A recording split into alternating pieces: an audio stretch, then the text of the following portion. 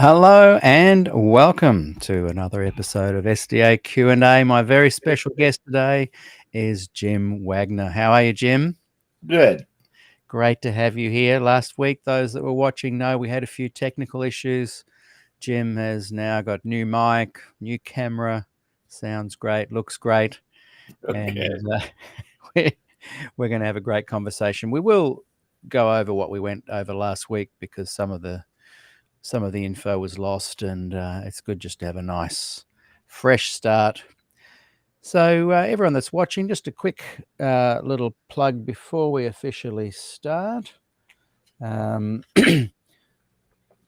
This is the latest release. Gillian Ford has been putting together a 5-volume series on the road to Glacier View. It's an absolutely amazing read, and volume 5 is out now. And it's just filled with articles, letters, so much stuff that's been unavailable to the public actually for a long time. So that's coming, that's out now, available on Amazon and hard copy. And Gillian will be my guest next week. So we're going to talk about that then. So, Jim, we're going to be talking a lot about your friend, and you were his attorney as well, Walter Ray. And a lot of Adventists would know Walter from his book, The White Lie. We're going to discuss lots of things surrounding all good things Walter Ray. And we're going to look a little bit at PREXAD. We're going to look at Ramik. We're going to look at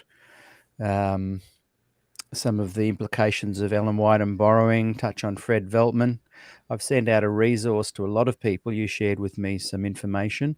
Those that didn't get that, shoot me a message on Facebook or in the comments here, and I'll, after the program, send you a link to all those resources. But we're going to cover them in the program today as well. So, plus some new things I think that you've discovered this week that we chatted about as well, which is exciting.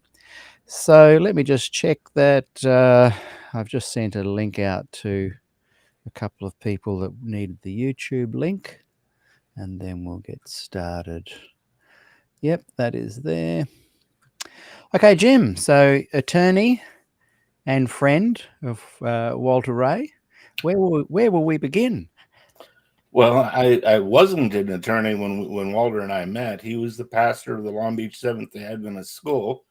I said Long Adventist Church, and I was a member. I've been a member there since 1963. I was baptized November of 1963, and for a little bit of irony, I was baptized by Pastor John Robertson, who wrote The White Truth.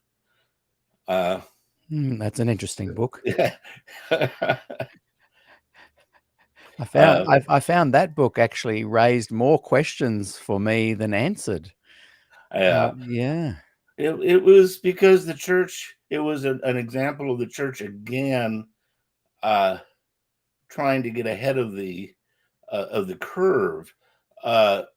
What's interesting about The White Truth is that it was published a few months before The White Lie. It's supposed to be the response to The White Lie, but it's several months. It's published several months before Walter's book came out. Boy, I didn't know that. Wow. So tell us a little bit about what he was like as a pastor back in those early days. What was that? What years were they again that he was pastor of your church? Oh, yeah, I honestly don't recall when he started there. It would have been probably right around 1975, 74. I'm finishing up college. I do law school.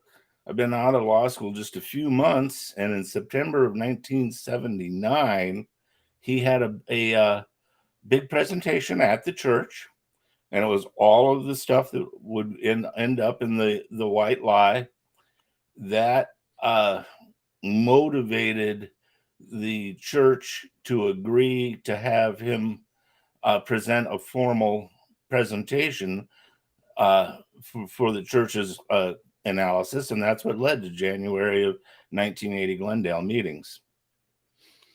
Right. And tell us a little bit about him personally, though, as well. What did he have that sense of pastoral care? Was he more of just a scholar? How did he come across as a pastor to you? Uh,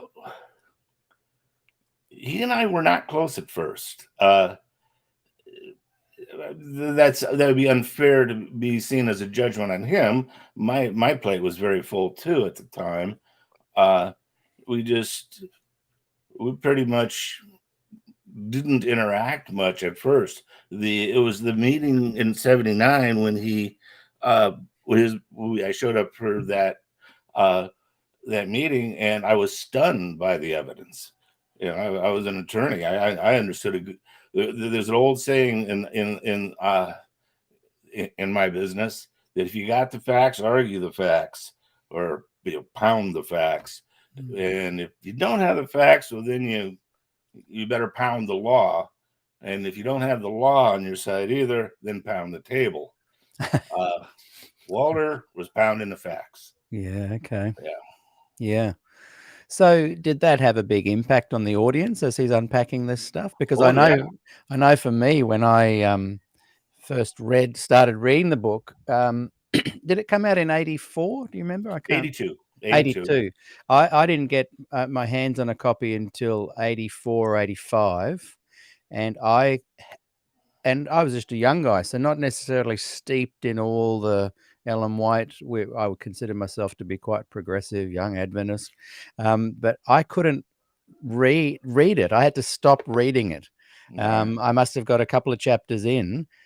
A lot of people these days think, oh well, the church has done a pretty good at kind of whitewashing the information and making it seem like it's not relevant. But back then, it was absolutely shocking. So I'm imagining when you heard him do his talk, you were shocked. Were other people in the audience shocked as well? Very much so. Very much so. And the proof is in the pudding. Just how, believe it or not, shocked or surprised, I guess is the word that we used in the Glendale meeting, was the metric that we made the committee conform to. A simple question: would the person in the pew be surprised by Walter's material? Yes or no? Would the average person in the pew be surprised? Those are 18 people in the know. This was an Adventist intelligentsia. All of them were surprised. Yeah. All of them were surprised. Yes, yes. And the response from administration, tell us a little bit about that. When he approached them and said, "Hey, do you guys know about this?" What did they do? How did they respond? He had been one of the reasons Walter was able to accomplish what he accomplished was because he had a particularly outstanding knowledge of Ellen G. White. He memorized pages after pages after pages of her work.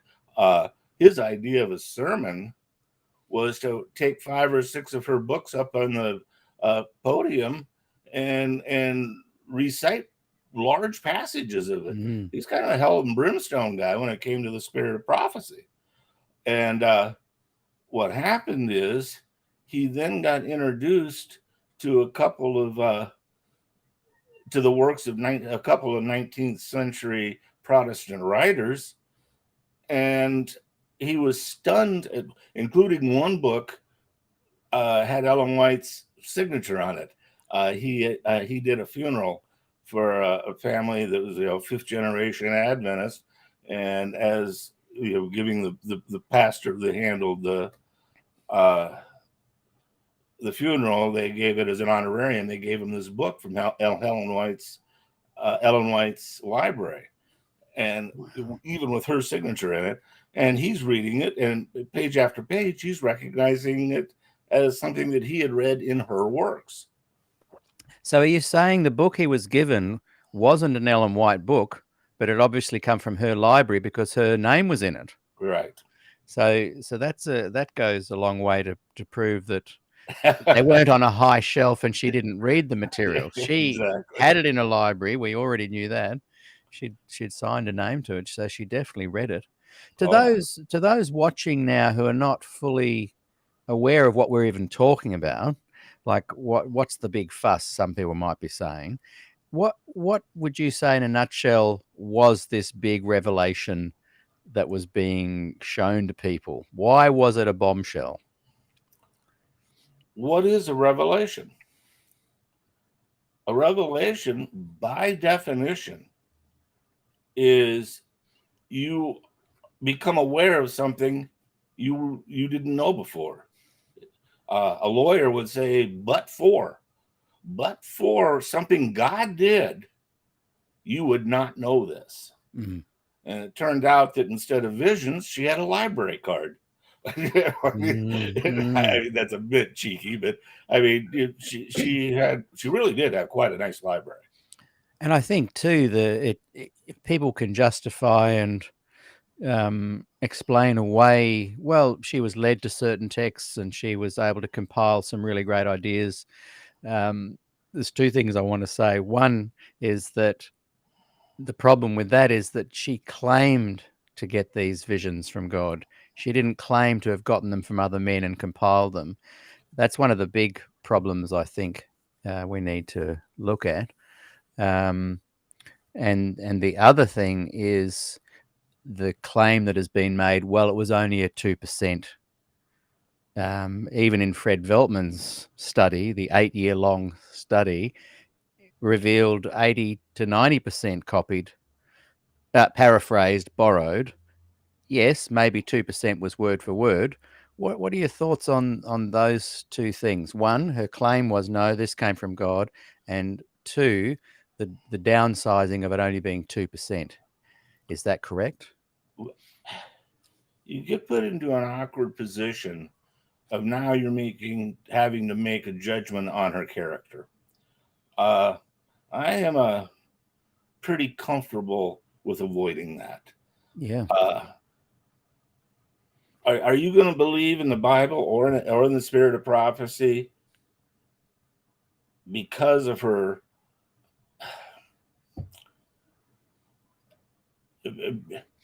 because of what she thinks, or because of the message itself? And that there's the problem. The problem is, what do Seventh-day Adventists believe is inspiration? The Protestant church at large is having that problem. Between the fundamentalist and the mainstream, it's precisely over what is inspiration. They talk about, well, there's verbal inspiration, and that's the problem with fundamentalism, is that they believe in verbal inspiration. And we've had some really outlandish responses to that. Well, one is that, well, if you had the autographs, those are actually what is perfect. Well, I mean, that's kind of begging the question. Well, the autographs are perfect. What good is that if a Yeah. human being is never going to see the autographs? Then around in the middle of the 19th century, German guy, I think, was the first guy to come up with it, Glausen. They talk about plenary inspiration. Now, that the problem with that is that it's not dictation, but God approved of everything that they said. So they get tied. Both of those extremes get tied into the argument on inerrancy. Nothing can be wrong. So that goes directly to what you're asking. If you start saying this is what the historical record is, and it turns out that all it is you've got them in the same order as some historian, and subsequent study has found out that he was in error.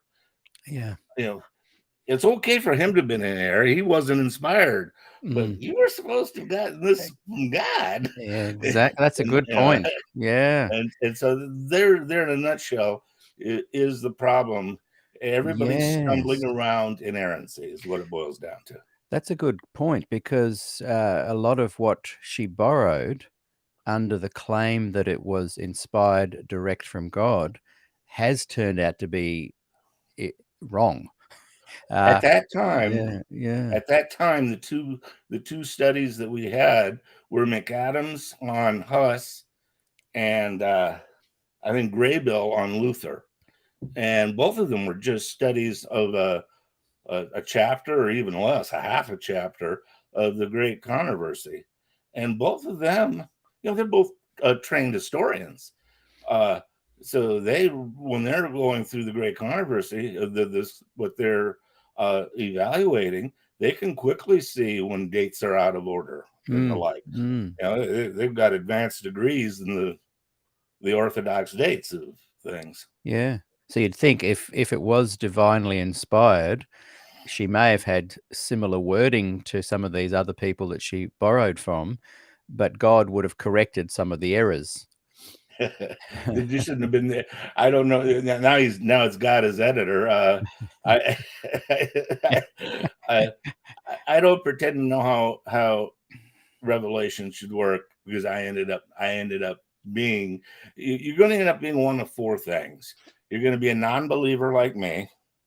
You're going to be like a person you've interviewed, Steve Daly, who I would say went to the mainstream Protestant focus on righteousness by faith, disregard for all. He doesn't need to think about her inspiration. Then you have the group that they don't believe in Ellen White, but their nature is still one of oh boy, in the old days it was the fight between works and justification by faith. They're into the before they stopped believing in Ellen White, they were the type that would argue, well, the answer is in the spirit of prophecy, book such and such, page such and such. The spirit of prophecy says, the spirit of prophecy says that. Yeah. And then they lost their faith in the spirit of prophecy. And then there are those that have stayed in the church. I honestly thought the church would take a bigger hit than it has. I guess membership is down in North America. I don't know, but they're making up for it elsewhere. Yeah, that's true. And at that time when the White Lie came out, there was also the Glacier View Des Ford issue going on. There was the Davenport issue, which I want to touch on with you as well. The Pirates of Privilege, that book that Walter Ray wrote and was suppressed successfully. There was these things that John Ankerberg on his show, when interviewing Walter Ray and Des Ford and Bill Johnson at different times, and Walter Martin, he said Adventism is at the crossroads.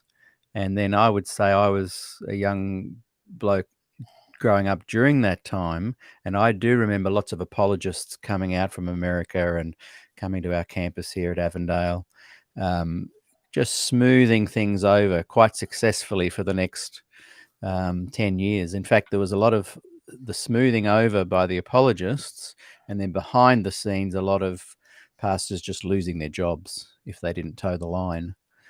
So I think Adventist leadership follows the approach of let's attack a person's character.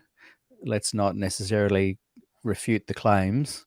We all do that. And then, yeah. Well, it's a successful tool, isn't it? If you want to, it's an emotional tool. Yeah, it prevents you from getting to the level of reasoning that you need to get at to make a final decision on something.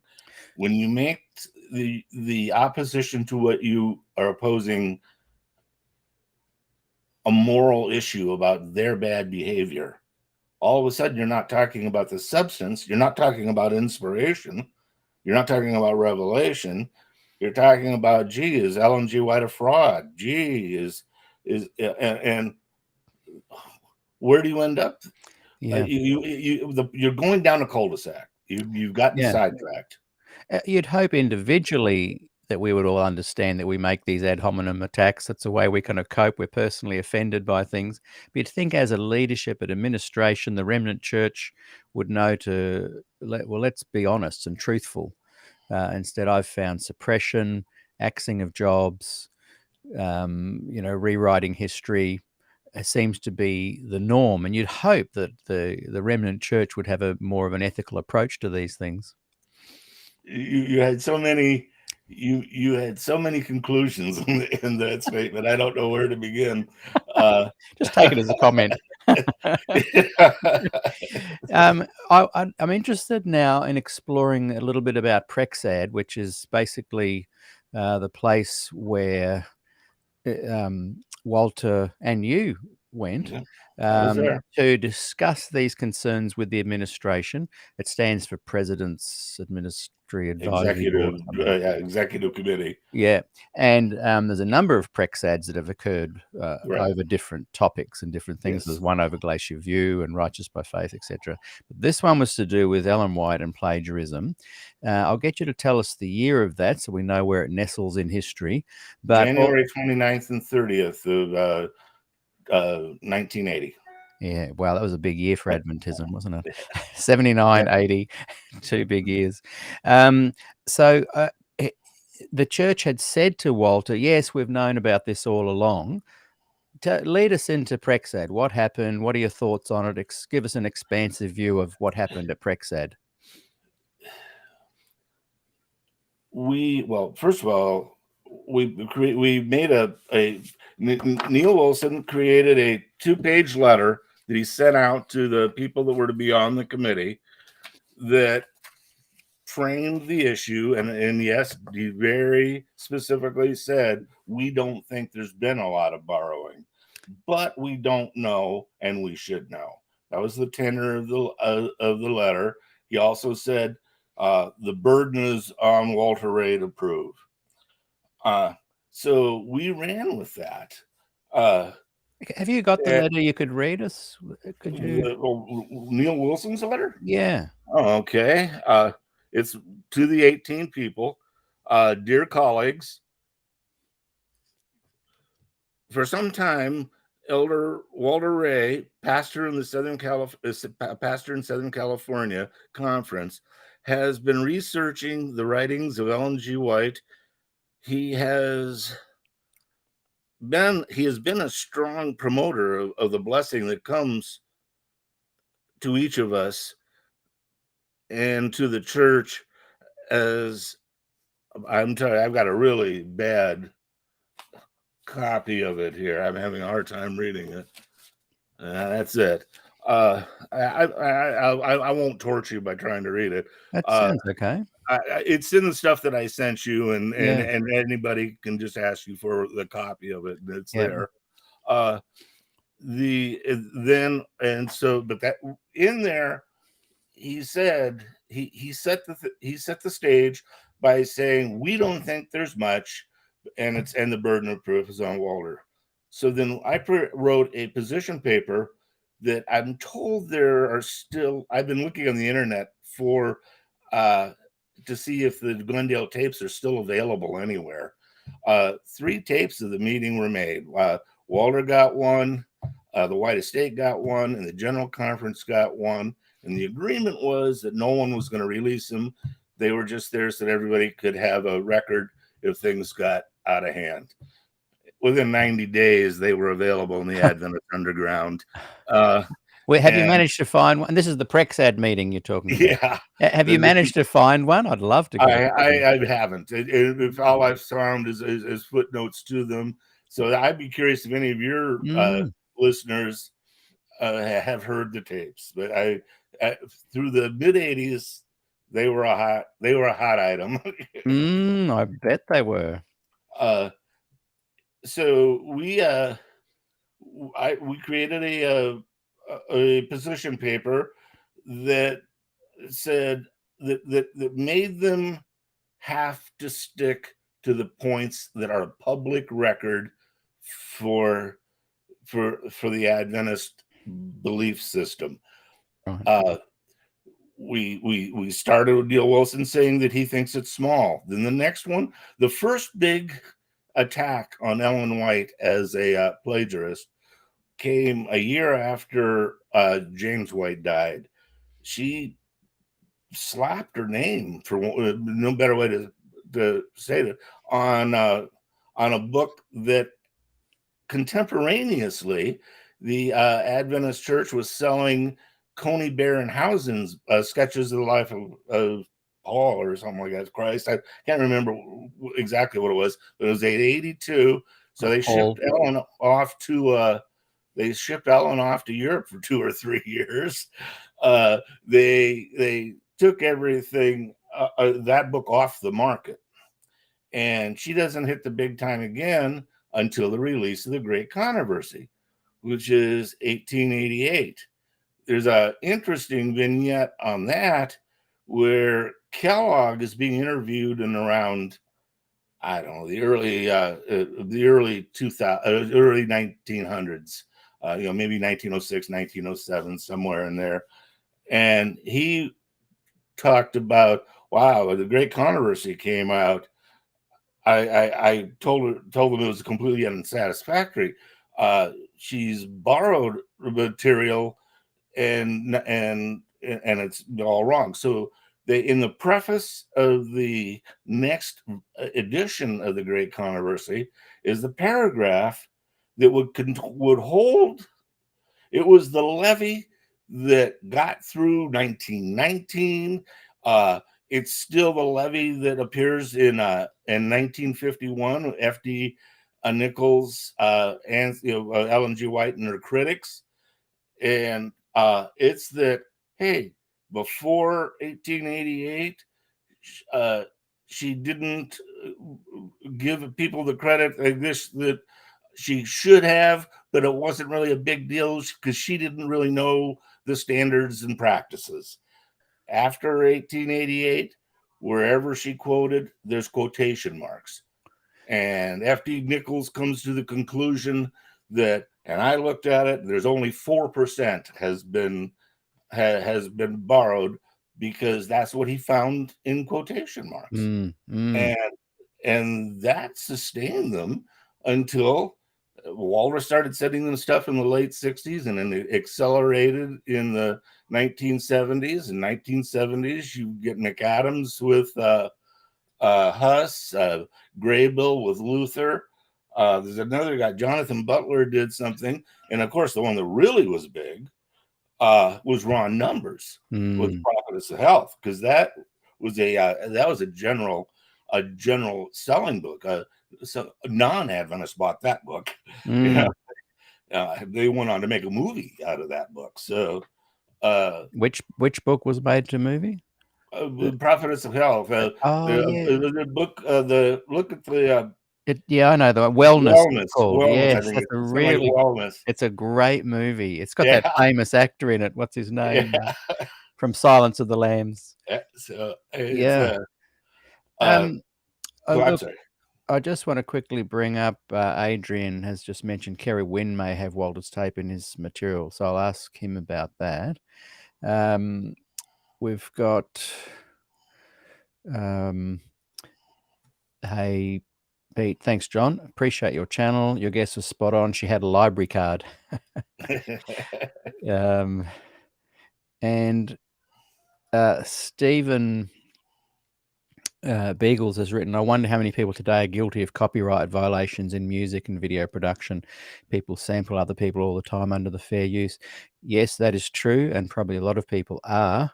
However, I doubt that they're not claiming to have gotten their thing from God. Yeah, I doubt those people are claiming this is from God. They're claiming a different publisher. Yes, yeah. And sometimes it's subconscious because there's only 12 notes and 3 main chords in a song anyway. Now we get back to not making judgments. As I said, you think about it, her first big bad thing happening to her year after James is dead. I think that's a critical factor. I think that he probably saved a lot of, because she promoted the book that she borrowed from. In other words, I know, you could that's go to an yeah. ABC. Well, they didn't call them ABCs back then, but the Adventist book thing, and they're on the counter. Well, Kellogg talks about it. On the Yeah, counter would be her book and Coney Barrenhausen yeah, right next to it. The yes, Adventist Church made money selling both of and them. yeah, so what are your thoughts on that? Because if you were trying to hide it later, she said, "Oh, I had those books, but I didn't read them. They were on a high shelf." But Well, why would they sell these books? Like the Connie Barrenhausen book, they were selling them and advertising them in their papers, and then she releases an almost identical version with her name on it. I don't Connie have an answer. Barrenhausen say, "Hey, we're gonna take you to court if you keep selling it." So it comes off the books. She goes to Europe. Like, And after the what great do you controversy, she spends 10, 11 years in Australia. Yeah, exactly. They go put her on the shelf when these first two came up. Yeah, And otherwise, they just buried their heads and said it wasn't much. yeah, And that was but what happened in the 1970s is that there were just too many leaks springing. And then Walter, of course, was the big leak. yes. But I mean, there were others. Jonathan Butler, uh, Ron Grable, Don McAdams, of course, Ron Numbers. Mm, More and more people were seeing mm, the borrowing, and the big thing is it did not comport with what we'd been taught. mm, I'm no theologian, but I was a good student. I mm. got A's every year in Bible class, and I know what I was taught. Yeah, So, yeah. Peter Mashenko has asked, "What was the name of the movie?" I got it wrong. I'll just bring it up on the wellness, I think, screen. was in it There somehow. it is. The Road to Wellville. Wellville, there, Yeah, okay. there we go. And by Columbia Pictures. And I just can't zoom in there. Let me see. No, I just cannot remember the actor. Yeah, there's Well, we weren't expecting to go this tangent, were we? well-known actor there, but I've just got a mental blank. But anyway, um, it'll come to me. So, but like people like Steve Daly have looked at the the psychological what was going on in her mind and trying to analyze these things. But if, just from you, for you, someone that was, an Adventist in the pew, interested in the stuff, friend with Walter Ray, what kind of takeaway do you have of why she would just copy this stuff so blatantly, obviously sell it, the other books in their book and Bible houses and advertising?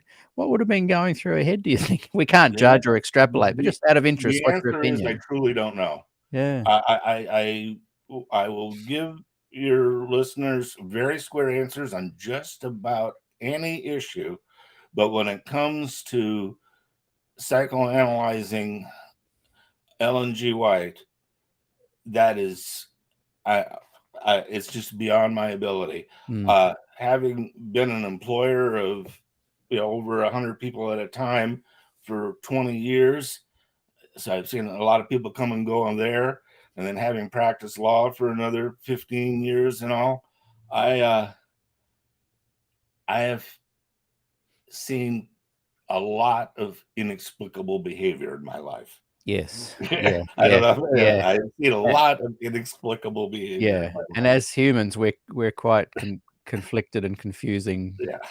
Yeah. Okay, look, I'm interested in wondering if there's anything more you wanted to say about PREXAD. What were some of the conclusions you kind of drew from that meeting, went away with? And then I wanna just look a little bit at the Fred Veltman, Well, study. Fred Veltman was the product of PREXAD. The official, well, for one of the reasons I like those tapes is I don't seem to find the official findings in all the stuff I've kept. And that's because I thought, well, I'll never see this again, and I've thrown it, this away and that away. Uh, the four things, first of all, 18-0, the first finding, there was more borrowing than any of us had any conception of. Two, the churches should officially thank Walter Ray for for bringing this to our attention. Then it goes into the classic institutional shuffle. But we don't think Walter's the guy that should continue the work. We should thank him, and we'll assign it to others. And then I think the last one, if I'm reading some of the stuff in McAdams' book here, the one that he just has coming out this year, Ellen White and the Historians. I don't know. Yes. I've heard about that. That's actually out already, isn't it? Yeah, Yeah. I've got a copy of that. I haven't read it yet. Because of your show, I bought it. Yes, that's right. I can't wait to read that. Have you read it yet? Good chunks of it. What are your thoughts on it? In a way, it's depressing. First of all, the bulk of it is he is publishing for the first time his Huss material. Well, he did that in 1974. That's 50 years ago. Wow. 50 years ago, and this has never been published before. It's, and the thing that really hit me is that with all the other material that he has in there, and the others are shorter pieces and from other people, the issues that I was raising in our 1980 position paper for PREXAD are precisely the issues that he is 50 years later saying the church has to face. Interesting. And when you read his Huss material, he works hard at saying it boils down to what we are saying about Ellen G. White conflicts about inspiration, conflicts with the record. We're not, you guys are the theologians, you guys work it out, but I'm telling you right now, the facts do not comport with what I was taught. Yeah. McAdams is a multi-generation Adventist. His father was on the White Estate board. Wow. He was a president of one of our universities for a while. Grable was had already been at the White Estate. Boy, he was pushing double figure, like 10 years, maybe it was just 8 years or so at the time of PREXAD. So these guys had gravitas, and they're saying the same thing. We are teaching things that are in conflict with our understanding of inspiration. Yeah. And look, people lately particularly are saying to me, oh, why are you still banging on about this? I'm banging on about it because it has never been addressed. Like you say, this book has come out 50 years later saying we need to address this. And it's still not been it's like I was at a time warp. I feel like Rip Van Winkle. I know, because you were there as it was happening, ground zero, and then you kind of left for 40 years. I invite you back onto the show, and you're like, hang on, this is as if I've never left. We're on the same page, exactly. It was amazing. Everyone that's watching, my special guest today is Jim Wagner, and he's sent me some incredible resources, letters, etc., pertaining to this topic. I've just put up on the screen my email address. I don't normally do that, but it's just going to make it easier to send this content to you. And if Jim doesn't mind, I'm going to try and put it on a landing page so people can just go straight to it and access it. So there's my email, and just in the subject put that you're interested in Jim Wagner's material, and I'll send that on to you. And I'll just quickly bring up that book we were just talking about there. I'm not sure if you can see that on your screen. Mine's disappeared. Ellen White and the Historians, and a Neglected Problem and a Forgotten Answer. And above there, we've got other interesting books. You can see Visions and Revisions. That's the Ron Grable book. We've got Child of the Apocalypse. I've got that one as well. It's a good one. We've got an image there of Ellen White, the psychobiography. And down here, we've got Ostriches and Canaries, which is a fantastic book. I'm hoping to interview Gilbert Valentine. I've got the book.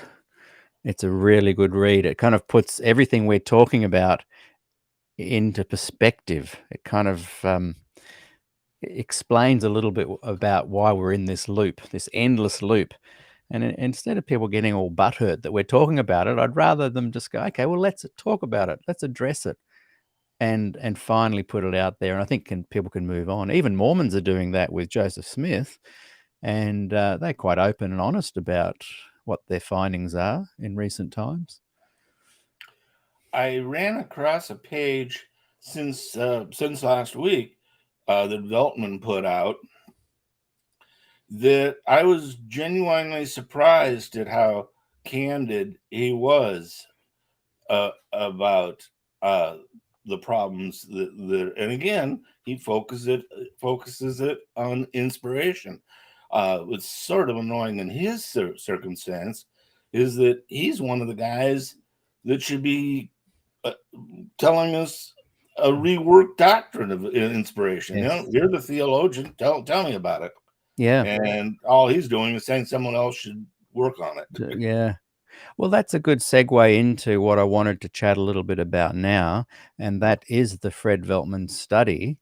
And soon after the white lie came out, and the church leadership said, yes, let's do a study on it, which surprised me. But Fred Veltman did an 8-year study. What years did he start? 84? Not too No, he sure. started right away. Okay. The committee was supposed the final thing that the committee found was that the committee should stay active while they process this. Right. So then it goes back to Washington, D.C., and the first thing they do is pull the plug on that. Now, the committee's done its work, and they assign Veltman to do their work. And so he did it from around 1980 through 88. I guess this stuff didn't actually get published until 1990. I could be wrong on that. Right. And that's available online too. Well, but it took them a long time to get it online. Yeah. And I'm told that it was a very difficult thing to get a hold of in the 90s. Yeah, very difficult. It came out in 3 versions. There's the full version, which was pretty much, I think they were charging $500 or $600 back in the day. So, and only advertised within the Minister's magazine to subscribers. And then they made it available in the same magazine to everybody, but the summary version. And then the big church release on it. And I often talk about it. I should have the quote, but it said something like, and I paraphrase, phew, we've discovered Ellen White only copied verbatim 2%. And that's all, one paragraph. So we've got this massive 8-year study, difficult to find, expensive to buy. Even now, you've got to be searching into little. I wonder if Robert Limbeck's watching, if he could send the link in the comments, and I'll bring it up onto the screen. And then there was the summary version, and cherry picked. So, just what are your thoughts on that whole Fred Veltman thing? Did you know Fred personally? There's some letters you've written to and from him, I understand. I met him at the PREXAD. He was one of the 18. Right. Now just keep talking, because I've just remembered where I might have a letter from Veltman to you. So just keep talking. I'm just going to have a quick look for it. My goodness. Walter and I were not impressed by him at the time. We kind of thought he was a company man, and the same as Walter was feeling a little bit disrespected by the McAdams and Graybills of the committee. We had our own disrespect for politicians. There was I think 2 presidents of divisions, the Pacific Union president and another one. I don't recall what one it was. They just so it was going to be. We were afraid that too many politicians were in the mix and not enough scholars. Yeah, I can't find the letter. I know I've got it. Adrian Anderson sent it to me, and I think it's a letter from Veltman to you. We Is that included in the resources you sent me? no, I don't have a.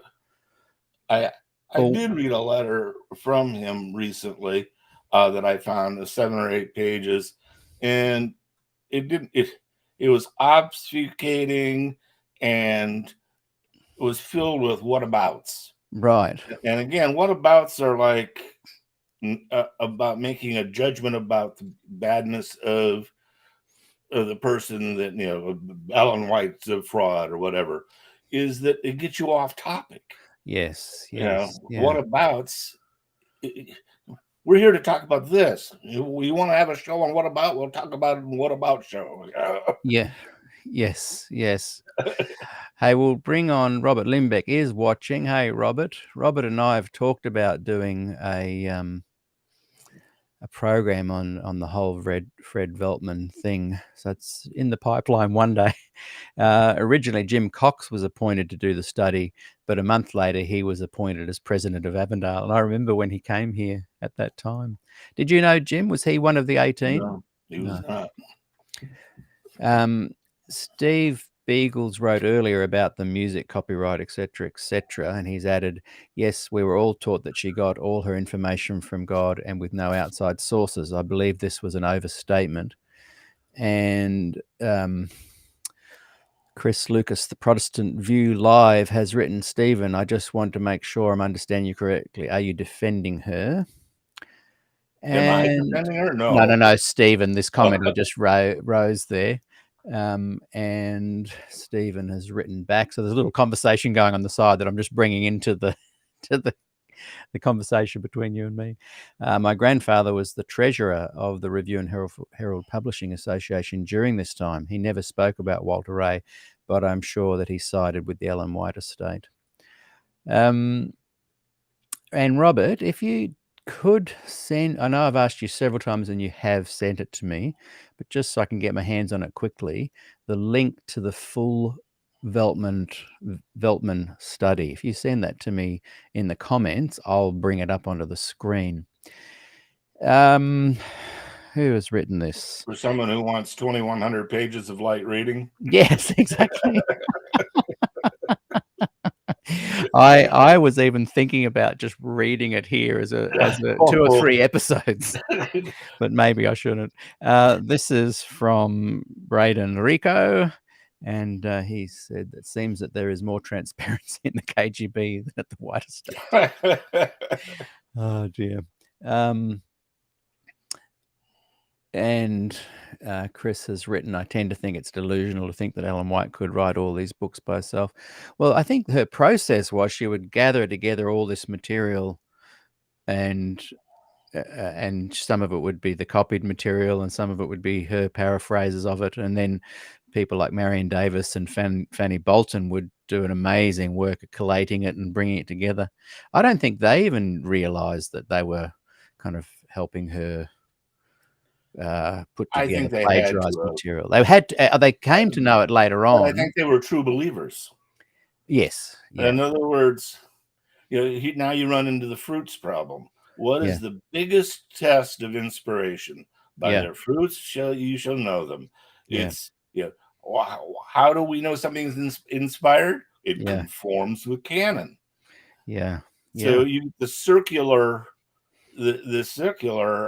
reasoning that permeates it, and I know that that seems to have been the deal breaker for that other fellow that you introduced me to that did the biography. Steve Daly, is that he finally just you could see he stayed in the church 35 years. And he just finally, you can just see in his book that he just had a breaking point with, he just could not excuse her behavior anymore. It just became I can't excuse that behavior anymore. And I just never got there because I did exactly what they worried about.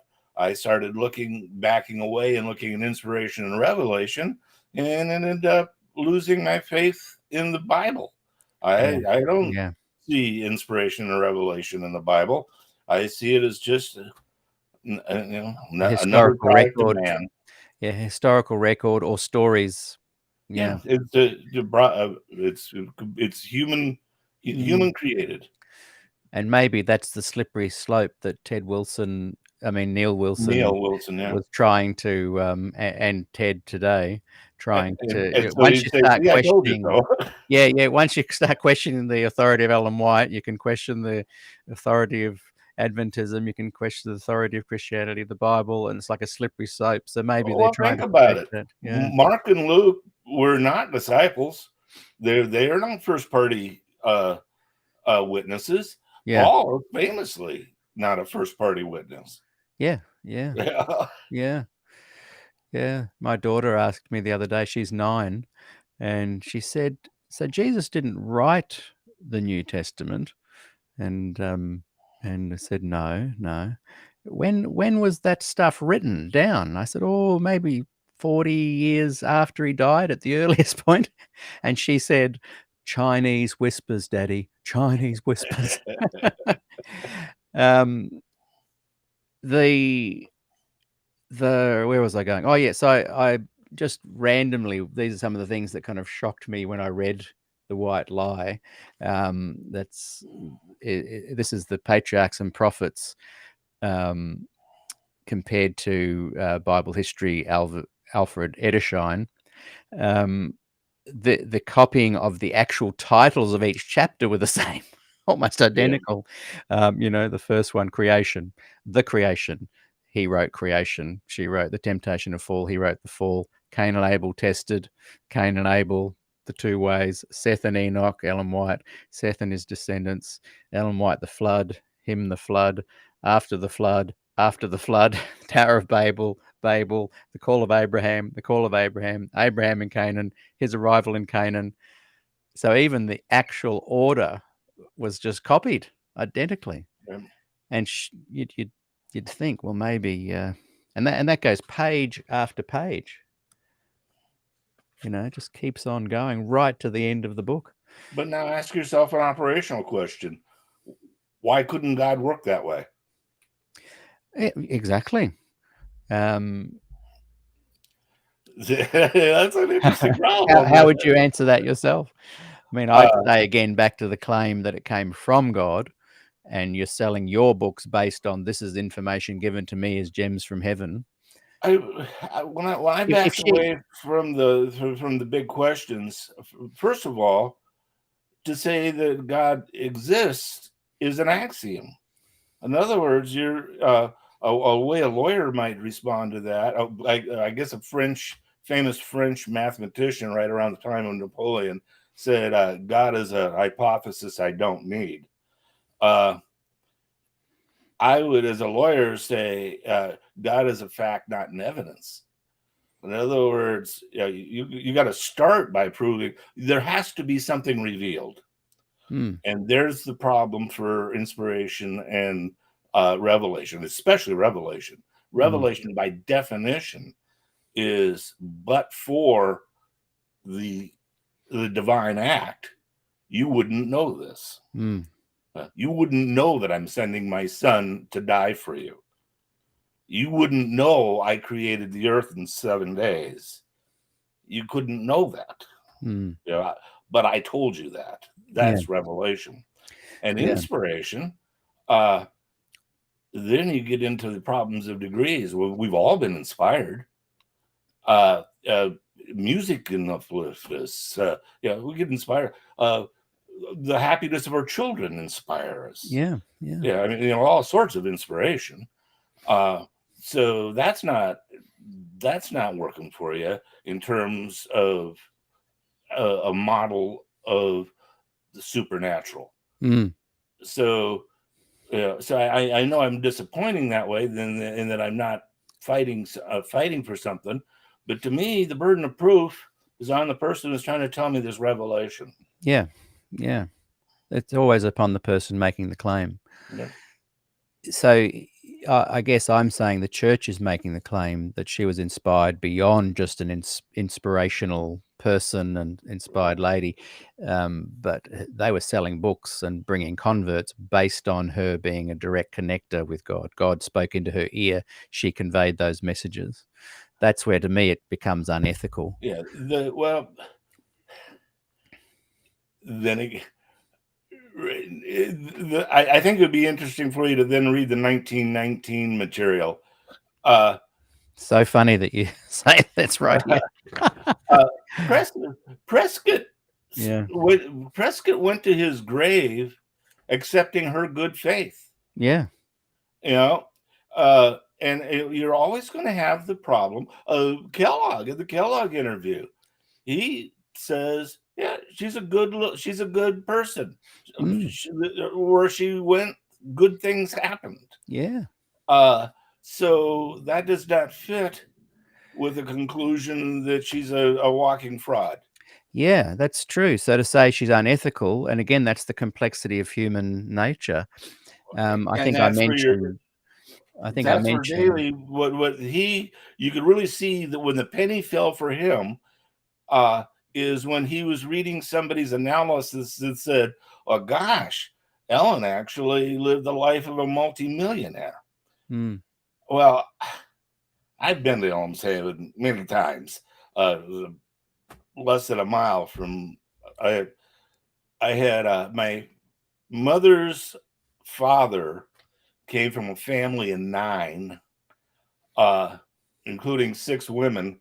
All of them lived in Angwin St. Helena, and most of them were associated with PUC in one way or another.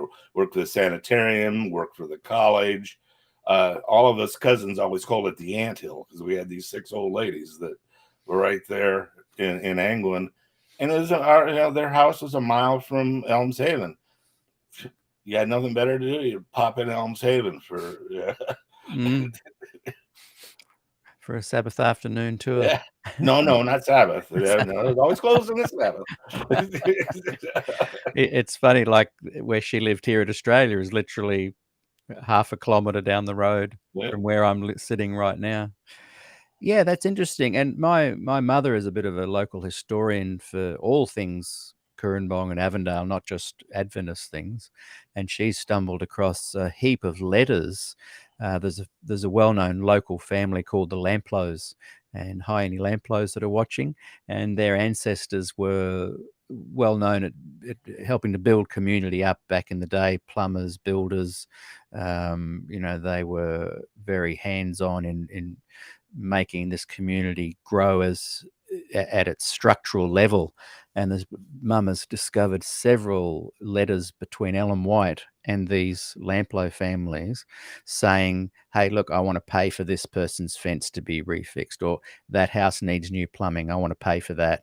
And all done behind the scenes. So here we've got this woman that doing incredible things to this community that are helping people have food, their houses being improved.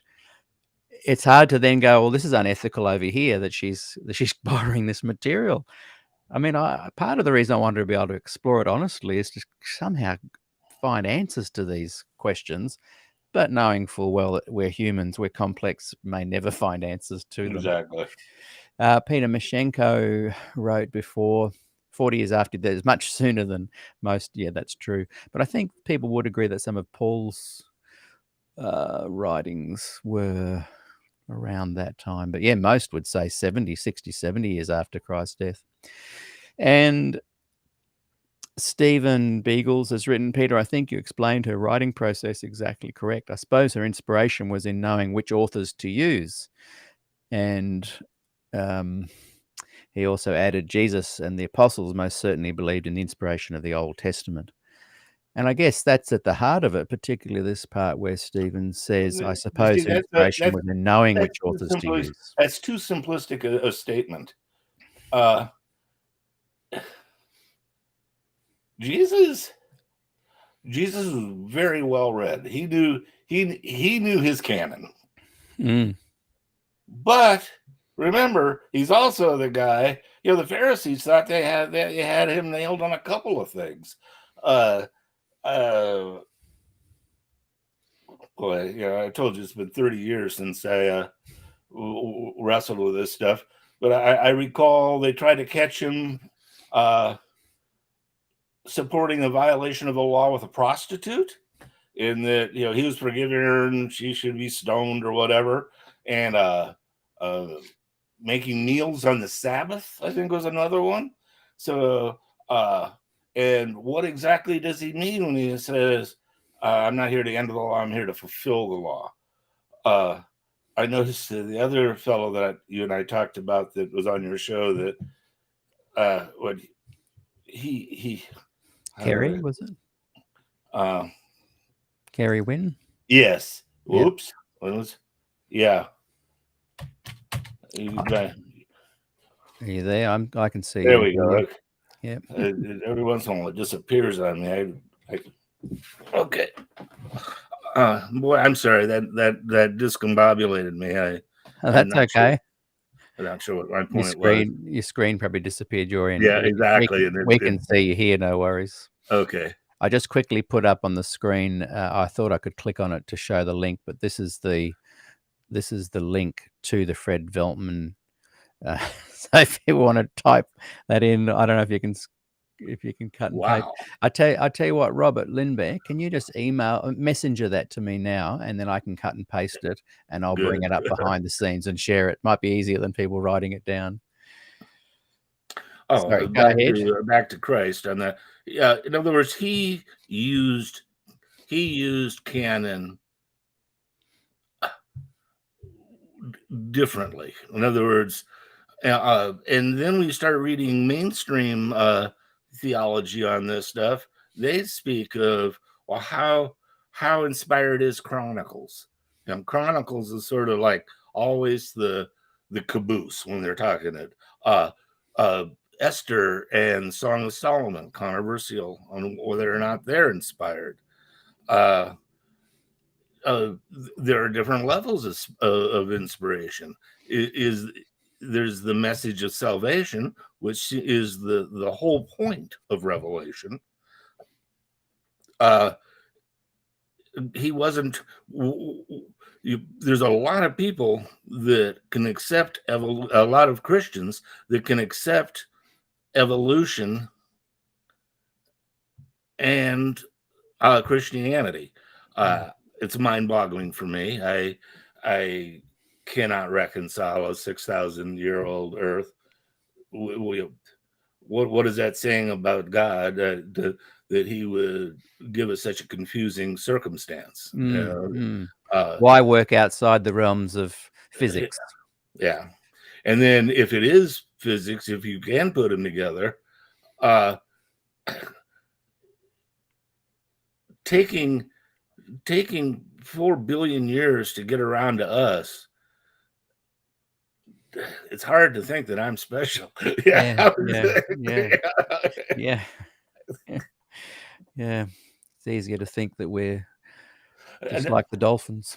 In other words, inspiration and revelation, when we use them at the human level, when we say that somebody revealed something to me, or when we say that somebody inspired me, that's the model that you have to use when you say, now we're going to add God to it.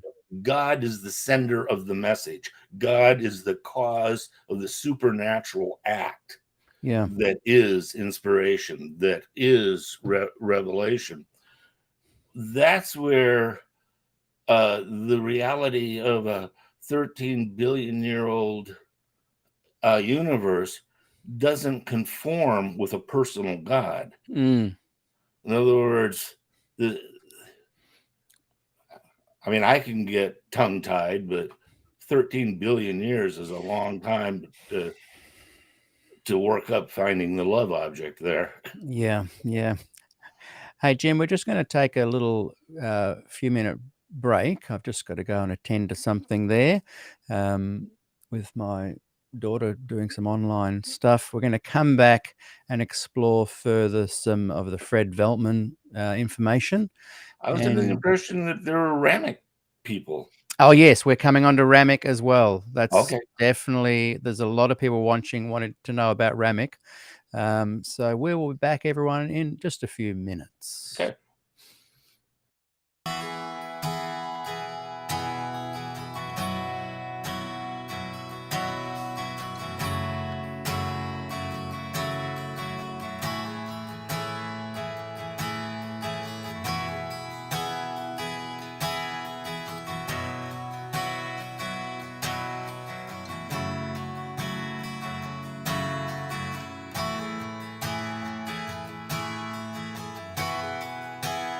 carry me away, lift me from this place, ease my burdens, Lord.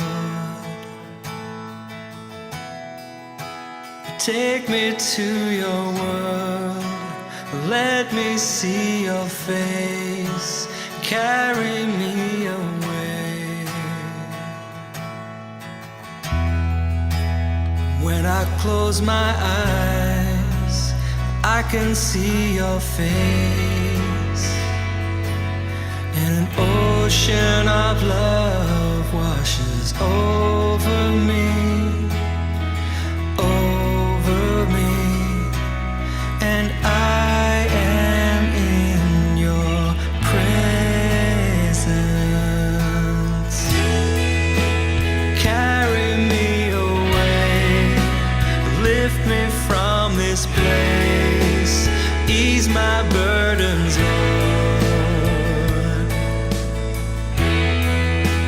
Take me to your world, let me see your face, carry me away.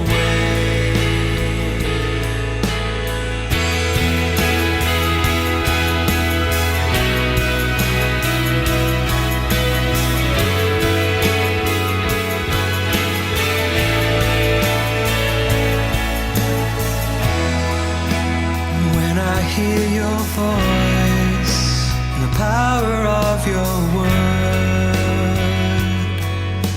emotions of peace flood right through my heart. I live for you, and I embrace your holiness.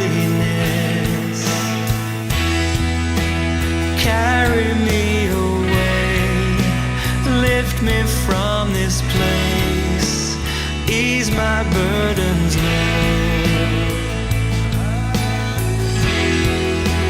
Take me to your world, let me see your face, carry me away. Carry me away, lift me from this place, ease my burdens, Lord. Take me to your world, let me see your face, carry me away.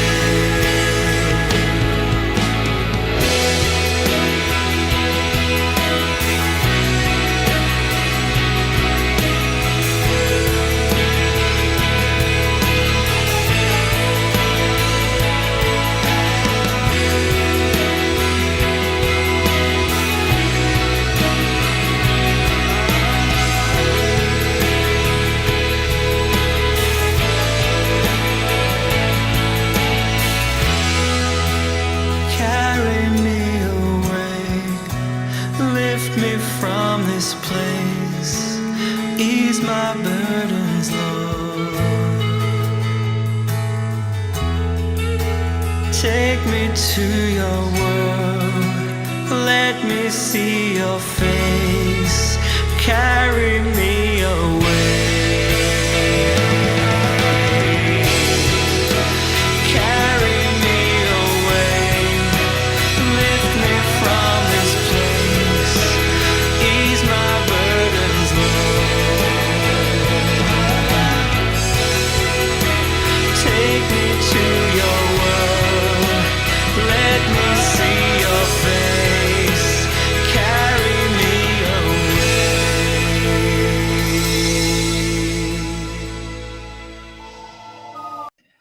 And we're back.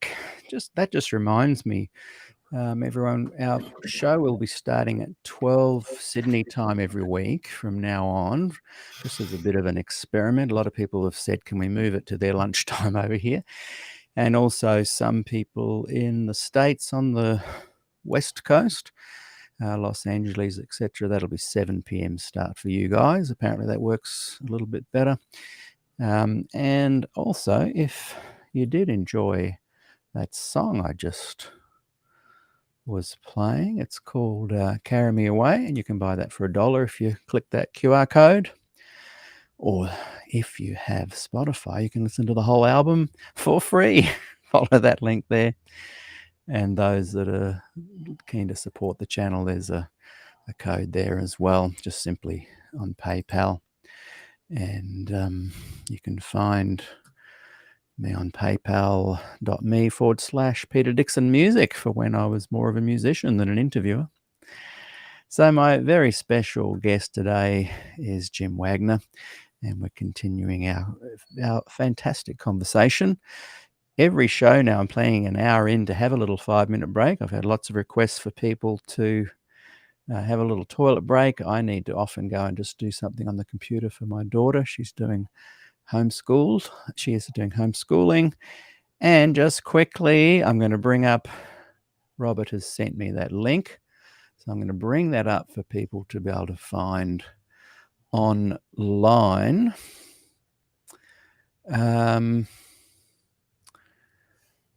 Robert might have to help me here. I'll just share the screen. So this is the link he's given me here, Office of Archives, Statistics and Research, ASTR. This is Life of Christ Research Project. I think that's the one, is it, Robert? If you can just confirm. And you simply go and read that. I think that's correct. If not, it's in there somewhere. Because it was on Desire of Ages, but that might be what the project is called, Life of Christ Research Project. So I think this is it. I think that's it there. The Life of Christ Research Project by Dr. Fred Veltman. And as you can see, there are many, many pages. And I highly recommend people go and check that out. Okay, so we'll just finish with some thoughts on Fred Veltman there, Jim, and then I'm really keen to talk about the Ramik thing, because a lot of people, when Did they you read find the letter that you were talking about that No. I guess I had written him? I couldn't find that letter. I Okay. know that Andrew Anderson is watching. He sent it to me. You don't happen to have a copy of it? You could quickly take a photo I of. was curious of what the date was of that letter. Yeah, Adrian's watching. Maybe he can help me with that, and maybe even send me a screenshot of it that I can bring up. I have it here in reach. I've not moved it far, but I just cannot find where I've put it. I might have another little look in a minute when you're chatting a bit more. Yeah, so just let's close off the Fred Veltman kind of thoughts, if you'd like to just share some last thoughts on that, and then we'll get into the Ramik book, Defense. Well, as I said, I've done some online work since our last meeting, and I came upon what Veltman Findings. It's a website that he's put on there, and I was frankly surprised at its candor. He said it should be recognized that Ellen White used the writing of others consciously and intentionally. The literary parallels are not the result of accident or photographic memory. That's a pretty definitive, not talking out of both sides of out of his mouth statement. He addresses the denials that she would make. You know, a couple of your listeners already talked about the material was on a high shelf. And he writes, "What are we to make of such denials? I think that any attempt to address this problem should include serious consideration of Ellen White's understanding of inspiration." Here we go again. Everybody points to the issue as inspiration, but no one's showed the courage to come up with a definition of inspiration that could be the beginning of a discussion. I will that McAdams actually toyed a bit with putting some parameters into a definition of inspiration in the Huss material that you'll find in his new book. So that is something that somebody might actually want to look at. Veltman says, she saw herself as a messenger of the Lord.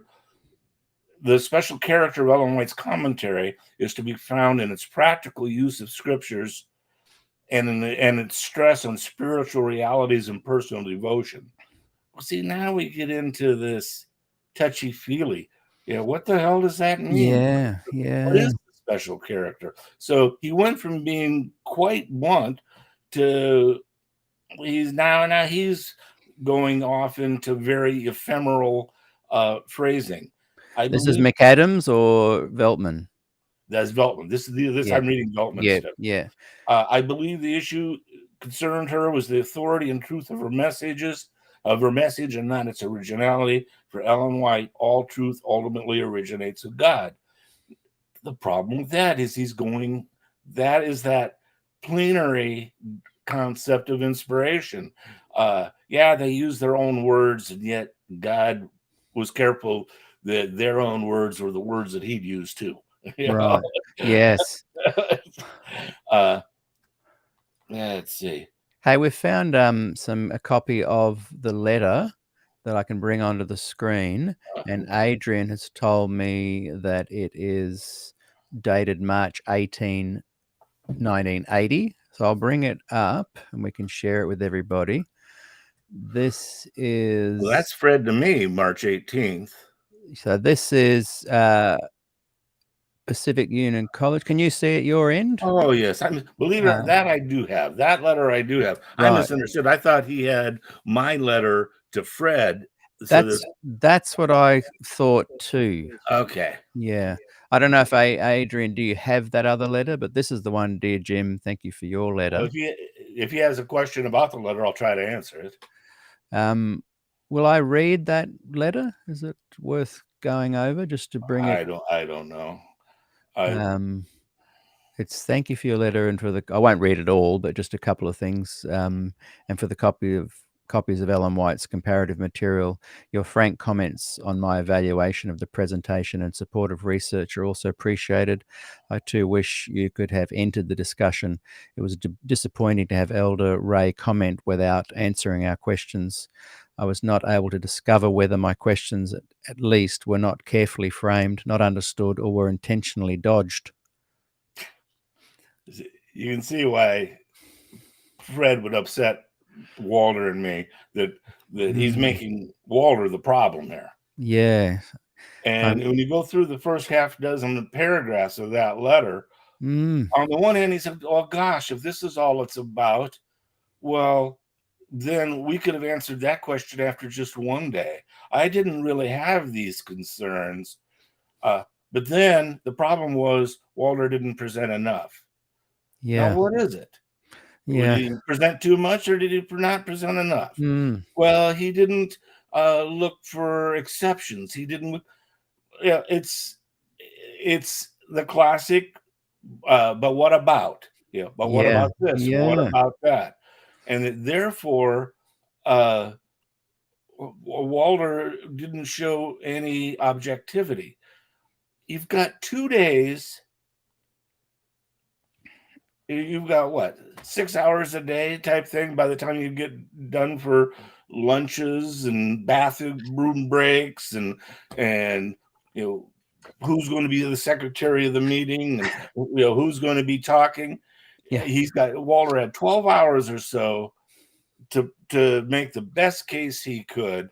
And this guy is saying things like that. I mean, yeah, I might read a bit more of it because it's hard for people to get a copy of this one, and it's hard for them to see on the screen. He goes on to say, I'm glad you see the meetings as a success. Actually, I was disappointed. Perhaps my expectations were too high. The conclusions reached on the afternoon of the second day could have been reached at the end of the first day. It does not take long to show that Ellen White used sources, or even to note her use of sources was more extensive than we had realized, and that basically was the finding of the committee as I see it.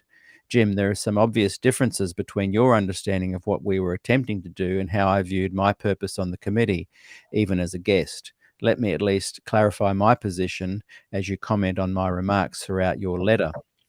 On page 1, you speak of the comment in our Richards and myself report with reference to objectivity.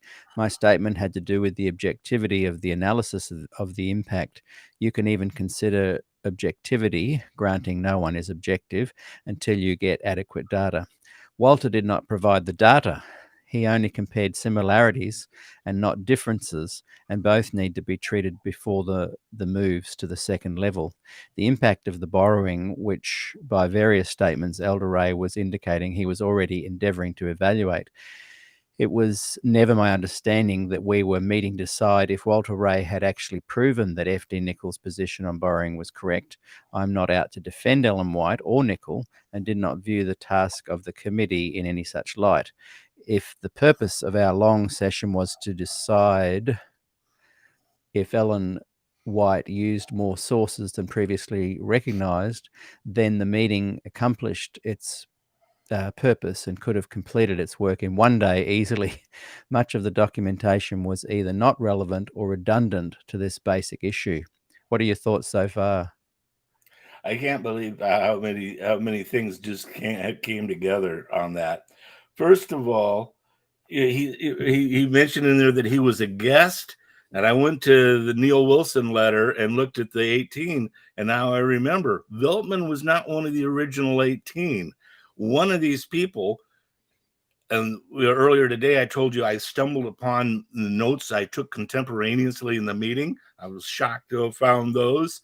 Well, in there, I put a seating chart of where everybody was, so I could figure out which one of these 18 wasn't there, and Veltman took their place. I'd forgotten that. Right. You mentioned that last week, but we didn't know who it was. Yeah, and it was now, and it turned out to be Veltman. How did I not know that? You know, it just completely, I completely blew by me. And then secondly, I told you that I had written an article that I submitted to the review and just the Adventist Review that on it in March of 1980, and I couldn't find it. Well, in fumbling around looking for the letter from Veltman, I found my article. So I'll send that to you, and that's a fun one. I'll also send you Kenneth Wood's letter. Kenneth Woods is there. It is official guy, the official editor of the Adventist Review, saying my proposed article was completely acceptable to them, but gosh darn it, we just don't need it at this time because we're going to have Arthur White writing a few articles. Right. That'll be a fun one. Yes. What you might be able to do is put that in with what you've already sent me as a new email, and then we can treat that as a bit of an update, and I'll add this one in there as well. And we'll see what else we can find. I was just going to scan it and email it to you. Yeah. Okay. Yeah, perfect. Okay. What I mean is add it to the original amount of resources you send as well in one email. What I worry about that is then it gets clogged up when you Okay, we'll make it a second one. That's a good idea. Yeah. Or I can add it together in one page. Let's just quickly read the rest of that because it is bringing up some memories, I can tell. Yeah. I regret that I still find myself in, and this is all before he'd done his 8-year. He's just now getting appointed. Yeah. Within days of his being appointed. Yeah, it's possibly because of this kind of letter that I'm sure Wilson would have been privy to. Wilson was heavily involved in all of this. I've got letters between me and Neil Wilson. Yeah. Wow. And I think that's maybe why Veltman was chosen, because they could see that he was speaking a little bit against you and Walter. Oh, I don't know if they saw my letter. I don't know. I was writing frequently to Bob Olson, Bob Olson the most. Okay. Olson was the one I considered my point of contact. He was running the White Estate at the time. He was the most responsive. Ron Grable, he used his first name, just his first name when he signed the kiss off letter. But when I had written him a multi-page letter on points, he wrote me a 1-page back. I won't be involving myself with correspondence with you. Yeah, wow. Whereas Wilson and Olson, they got involved with me a while, and I submitted something to the Adventist Review that Kenneth Wood said met their standards. Wow. So I'd love to come and explore your shed. I want you to send all the contents here in boxes. I'm going to put it all together in a book. Okay, I'll keep reading this. I regret that I still find myself in disagreement with your claim that Walter's research is objective. It is not my intention to stigmatize Walter as attacking Ellen White or even our understanding of Ellen White. If I am stigmatizing anything, it is the quality of his research as adequate or doing literary comparisons. It's a bit faded there. I'm not defining other areas of research any more than he is broadening the interpretation of his findings by raising questions of authority, originality, etc. Even his underlining is inaccurate. You are right in my judgment, Jim, when you mention that there is no operational consensus on what Adventists mean. Isn't that interesting? This is what you were just talking about. Here we go. What word's coming up now? This is where that nothing's changed in the last 50 years. It's the same. You mentioned that there is no operational consensus on what Adventists mean by inspiration, and he agrees with you there. And there is still no consensus on that point. That is just the point. Many have not studied the problem and have not had to face up to some of these same questions in reference to the Bible as most, if not all, the theologians in the room had done. This is the reason why we could agree on 2 points at least. 1, the amount was not important, and 2, that Walter Ray was ill prepared to present such evidence to the church at large because he had not yet worked through the problem and was allowed the use of sources to negate inspiration. His obvious reticence to study the Bible's use of sources speaks to the same point. I'm interested in what you think about that, but we'll just finish the letter because I think he went to that meeting not necessarily thinking, here's my definitive work on the topic, but here's what I've found, so you guys can either let me pursue it more or you guys can run with it. Back to the letter. In my view, you still do not understand what Richards is saying in his insistence that we form our view of inspiration from Scripture. Richards is just saying that we start with the view that the Scriptures are inspired. If we want to know what inspiration allows and disallows, we must see what is allowed and disallowed for Scriptures. Now, if we take the same position for Ellen White, whatever we find took place in Ellen White's use of sources was permitted by inspiration. It has no bearing on whether or not she was inspired. That's interesting. Interested in your thoughts on that too. Back to the letter. It was obvious to us that Walter's view of inspiration was being affected by what he found in Ellen White. This suggested that he was coming to his work with a preconceived idea of how inspiration worked, and what he was finding was not squaring with his understanding of inspiration. Rather than throwing out his preconceptions and opting for a view of inspiration which would allow what he found, we saw Walter as making a distinction in Ellen White's inspiration as over against the inspiration of Scripture. Walter gives the impression, intentional or not, that the use of sources by Ellen White has raised the question of credibility for the spirit of prophecy. There are, as you well know, enough questions being raised on this point without Walter's. Our point is that Walter is raising these questions before he has solved the problems, and this is hardly the role of a minister. Let Walter solve the problem first. I'm in strong agreement with you in doing careful work, being careful in our public statements, and being sensitive to each other's work and each other's reputation. Usually we help each other by seeking the helpful criticisms of our peers before going public. I could wish that Walter Ray had done this and that others in the church would do the same before going to the public. I'm glad we read that. There was a lot in there. Now think about the inconsistencies within the four corners of that letter. He starts out by saying, man, if I knew that this is just going to be a meeting about whether or not F.D. Nichols had it right, it was a waste of my trip. F.D. Nichols is not our definition of inspiration. Well, he doesn't say that. He just, I've already known that F.D. Nichols didn't comport with what we know here. Well, wait a minute. F.D. Nichols was the official thing in the you go to the ABC bookstore and say, I want to know about these things I've heard about Ellen White not being a prophet. What book are they going to sell you in 1979, 1980? They're going to sell you Nichols. They're going to sell you Ellen G. White and her critics. And those 64 pages that are dealt with the borrowing that was alleged in Desire of Ages was the whole thing. So he's being disingenuous when he makes it sound like it's Walter's problem on inspiration.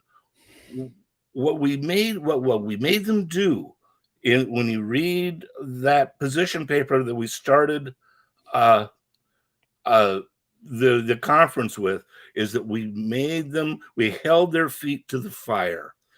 You've got the paragraph from the 1888 preface to the Great Controversy. You've got F.D. Nichols, 64 pages there. Then all of a sudden, a flurry of stuff starts happening in the 70s. And what do? They have Arthur White write a 3 or 4 article thing on Ellen G. White and her writings in 1977, and a 7-part explanation of Ellen G. White and her writings in 1979. Now think about that. That's before Walter went public. So there you have it. The White estate is working really hard on the stuff. Walter's been the one that's sending them, along with McAdams and Graybill, who were in-house, especially Graybill. Graybill was literally in-house, and McAdams' work. So that's why Arthur White wrote all of those articles, those in 77 and 79. And he doesn't change the Adventist view of inspiration except for one quote. He quotes a letter from his dad, William White, who is writing a letter to a minister in like 1906. Rings a bell. I mean, I could be misremembering something like that date. But the bottom line is that in response to one minister, a letter was written just to that person saying Mother uses some sources. That's it. You know, the average person in the pew would not know about that paragraph.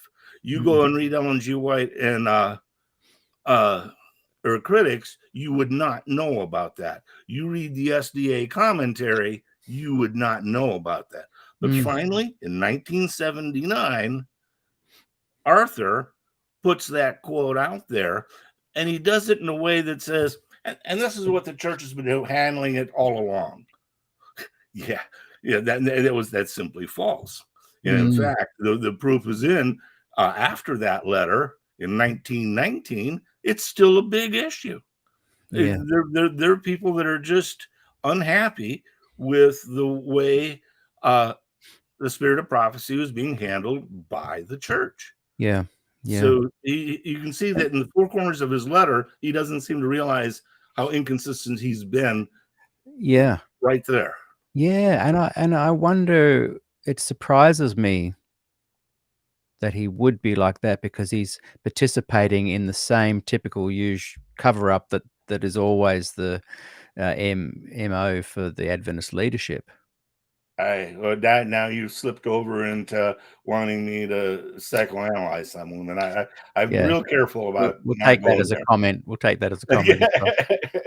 But we're essentially from 1919 through to here, 80s, Yeah. through to today, still And still not nobody's given us a defined. definition. Give me the 25 words or less, a definition of inspiration. Yeah. They haven't done it. And I think he's in. Oh, and by the way, Adrian pointed out, I didn't realize it was. I just read 2 of 5 pages. We won't read all of them now, but we can make that available to people as well. So I'll just quickly bring up on the screen if people would like a copy of these resources. Well, I'm giving myself some extra work now because I'll have to add that letter to it. Your extra ones you send me, plus the original. And I'm not an organized person, but I will try. Maybe some people can help me out there. He was also saying in that second page, am I wrong? But tell me if I'm wrong. That well, if the way the prophets carried out their use of sources and borrowing was considered inspiration in the Bible, that's the way Ellen White has been doing it. Therefore, we can't judge her on those grounds. The problem is none of them will tell you, none of them will put them on all fours. They'll say, well, are you saying that about any of the Bible writers? And that's just a generic question. You know, I was more specific earlier in this conversation when I pointed out Luke and Mark were not apostles. Paul never saw Christ alive, you know, Yeah, never met in him. his ministry, and you know, there's an incredible portion of your New Testament right there. You know, half the synoptic, 2/3 of the synoptic gospels, and I forget how many. What is it? Paul had 11 books or something like that. And they, well, here, let's go. Let's talk about Ellen White's. This is Veltman. Ellen White's signatures all can be found in the proportion of commentary given to devotional, moral, and Christian appeals or lessons that are usually appear at the end of the chapter. I can't believe Veltman said that. One of the funny things is you've got Grable doing Luther and McAdams doing Huss, and they've always talked about, well, one thing that she does differently is that she's got a homiletic always with whatever she's borrowed, and there's what she's inspired about. After all, it's all about true inspiration, true revelation is about salvation, and they weren't writing salvation, they were writing history. She was writing salvation. The official word in Arthur, I can't remember if it was the 77 or the 79 articles, when he's talking about the Huss material, he said, and unfortunately, for space considerations, all of the spiritual lessons that she had put in had to be dropped. So in other words, all they put in was what she borrowed. All they put in was what she borrowed, and what they took out was the homiletics. Oh, wow. That's interesting. I've never thought of that before. Yeah. And that's kind of what was being inferred by Prescott too in 1919.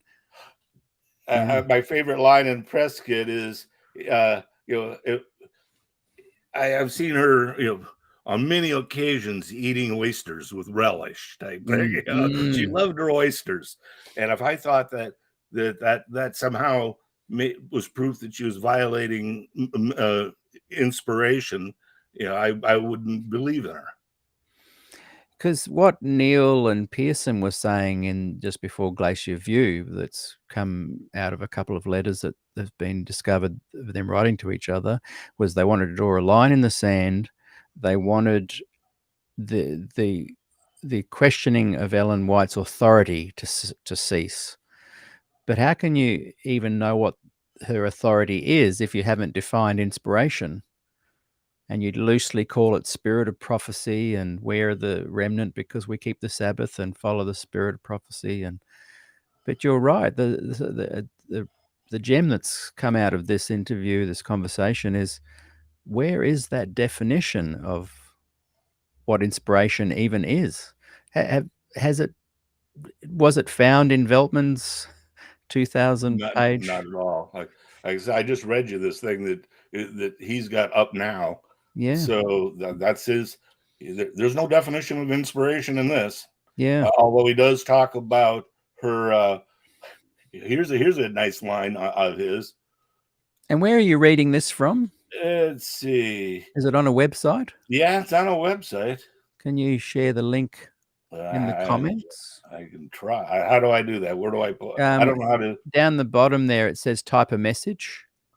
Okay, and that'll go onto the feed. If you cut and paste it, yeah. While you're doing that, I'll just bring up this again. I don't see where can I? Can you see all the comments that people are making there in the chat? Oh, okay, yeah. At the very bottom of that, it says type a message. If you cut and paste into that, that should come into here, and I can bring it up on the screen. Or you can just message it to me. I'm not finding it. Maybe you don't have that facility. It might just be my end. Can you send it to me in Messenger, and I'll cut and paste it and bring it in? Okay, let's see. Let's try that.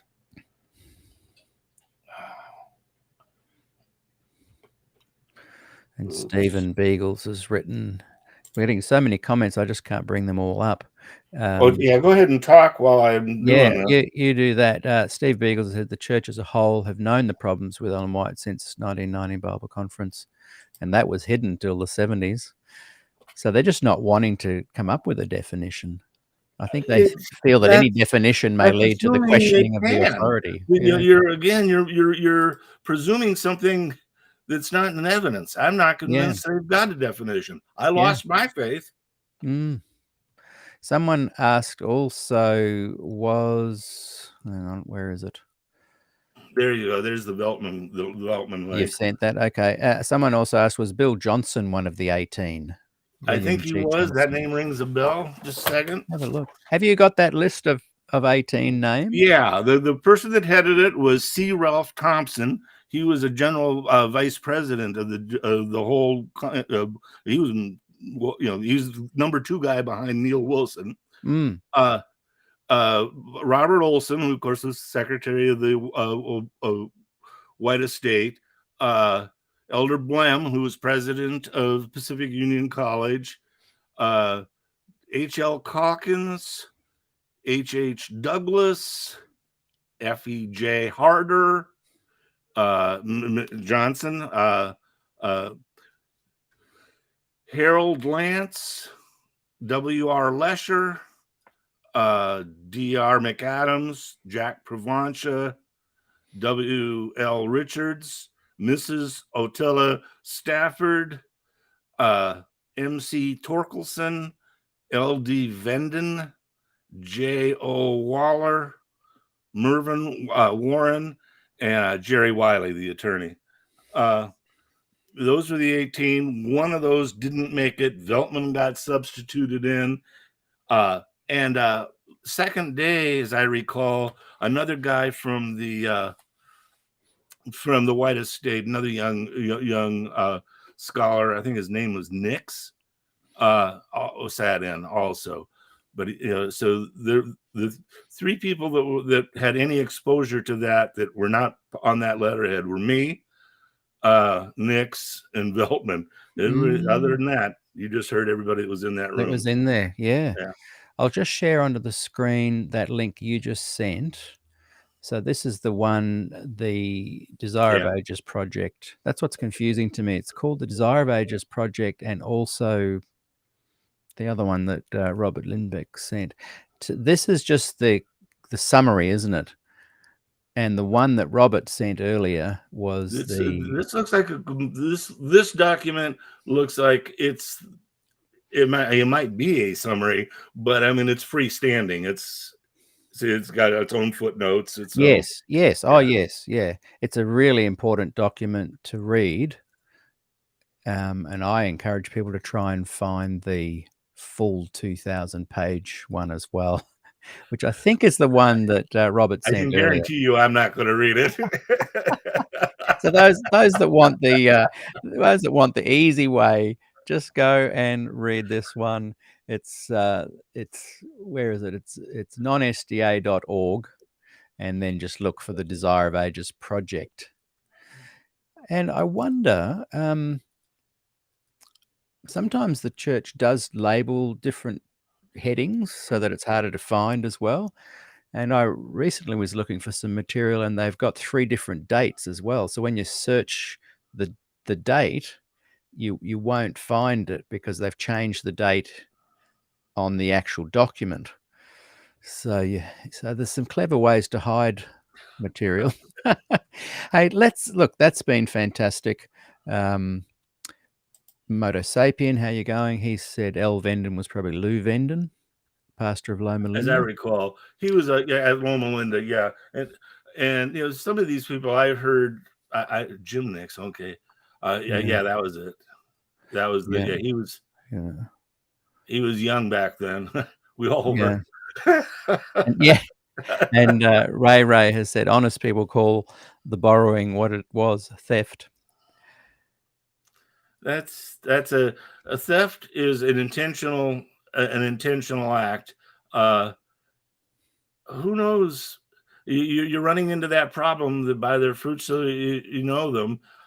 She has mixed fruit. There are people that she's considered the most important thing in their life in terms of turning them around from wherever they were at.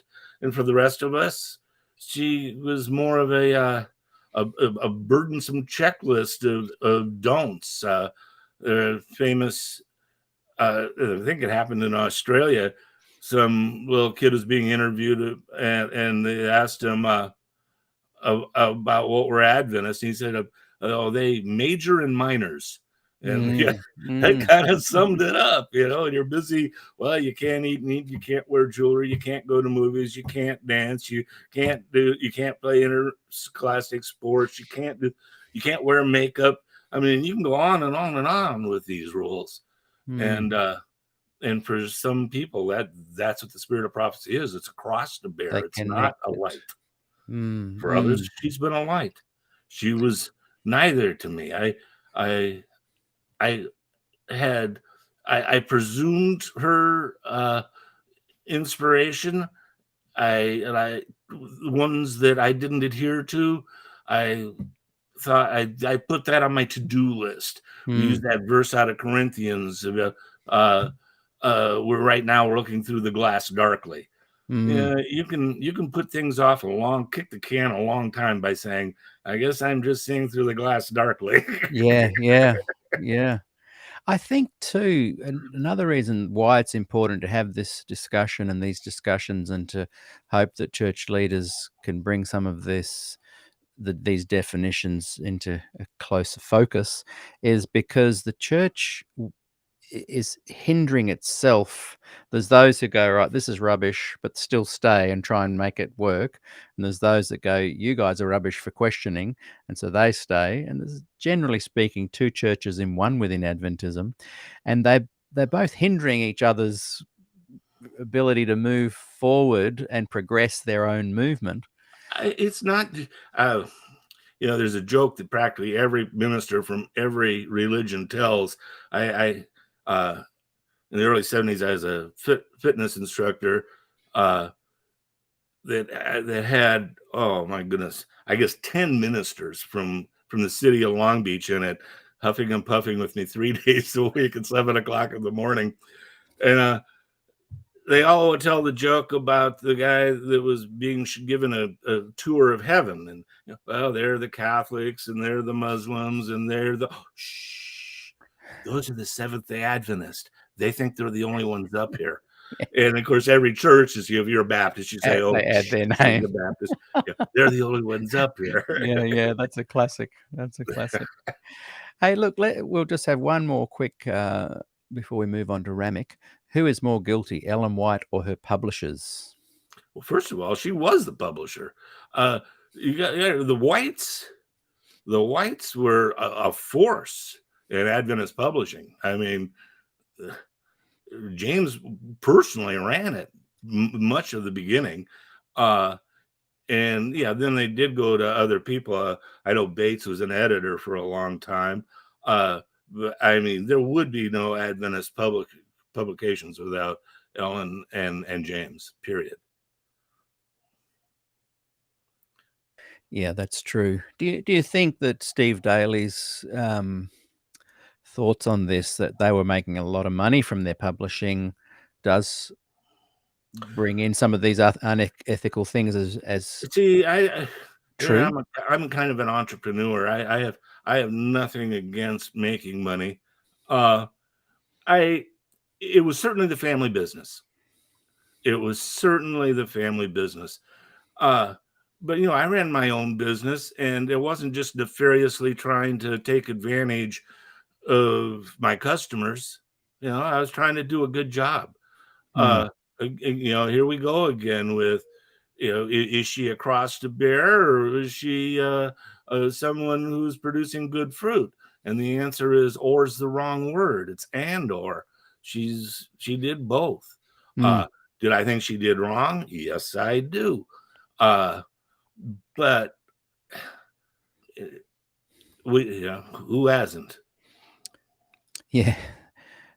I guess the answer to that is all of us, but few of us claim that it's coming into our ears from God directly and out. But we all have the values from which we will not move, hopefully. And remember, she is a person that felt that she did have God's message. She might not, you know, she was sneaking that stuff, but she, in her own heart, was still thinking she was doing the right thing. On the other hand, she's doing it late at night. And, well, and yet somehow she had neighbors who could see the glow in the windows. But let me tell you, you always got those stories when you went down Haven. Yeah. Braden Rico has written, Steve Daly's book presents a perspective on Ellen White that will give your idea of her good fruit some pause. I read his book. I respect his position. I think in something I posted on the Canfield thing, he and I are about the same age. We live in about the same area. We've had really similar experiences. The big difference is he stayed in the church 30 more years than I did. I got out relatively quickly. I finally gave up my faith in around 1987. Right. And I think that makes him perhaps a little more upset with her than I am. Yeah. Yes. Yeah. Okay. Yeah. You went, used your own brain, took on the information, I'm saying he didn't use his brain. No. But what I mean is, at that time, you used your own brain, made the decision best for you. He used his brain, made the decision best for him. We all make our own decisions, and we need to not be victims and be responsible.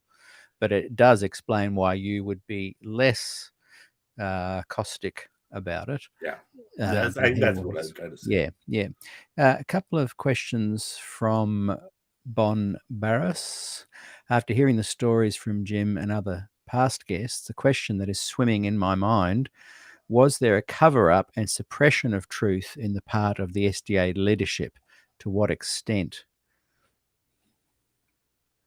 Well, I mean,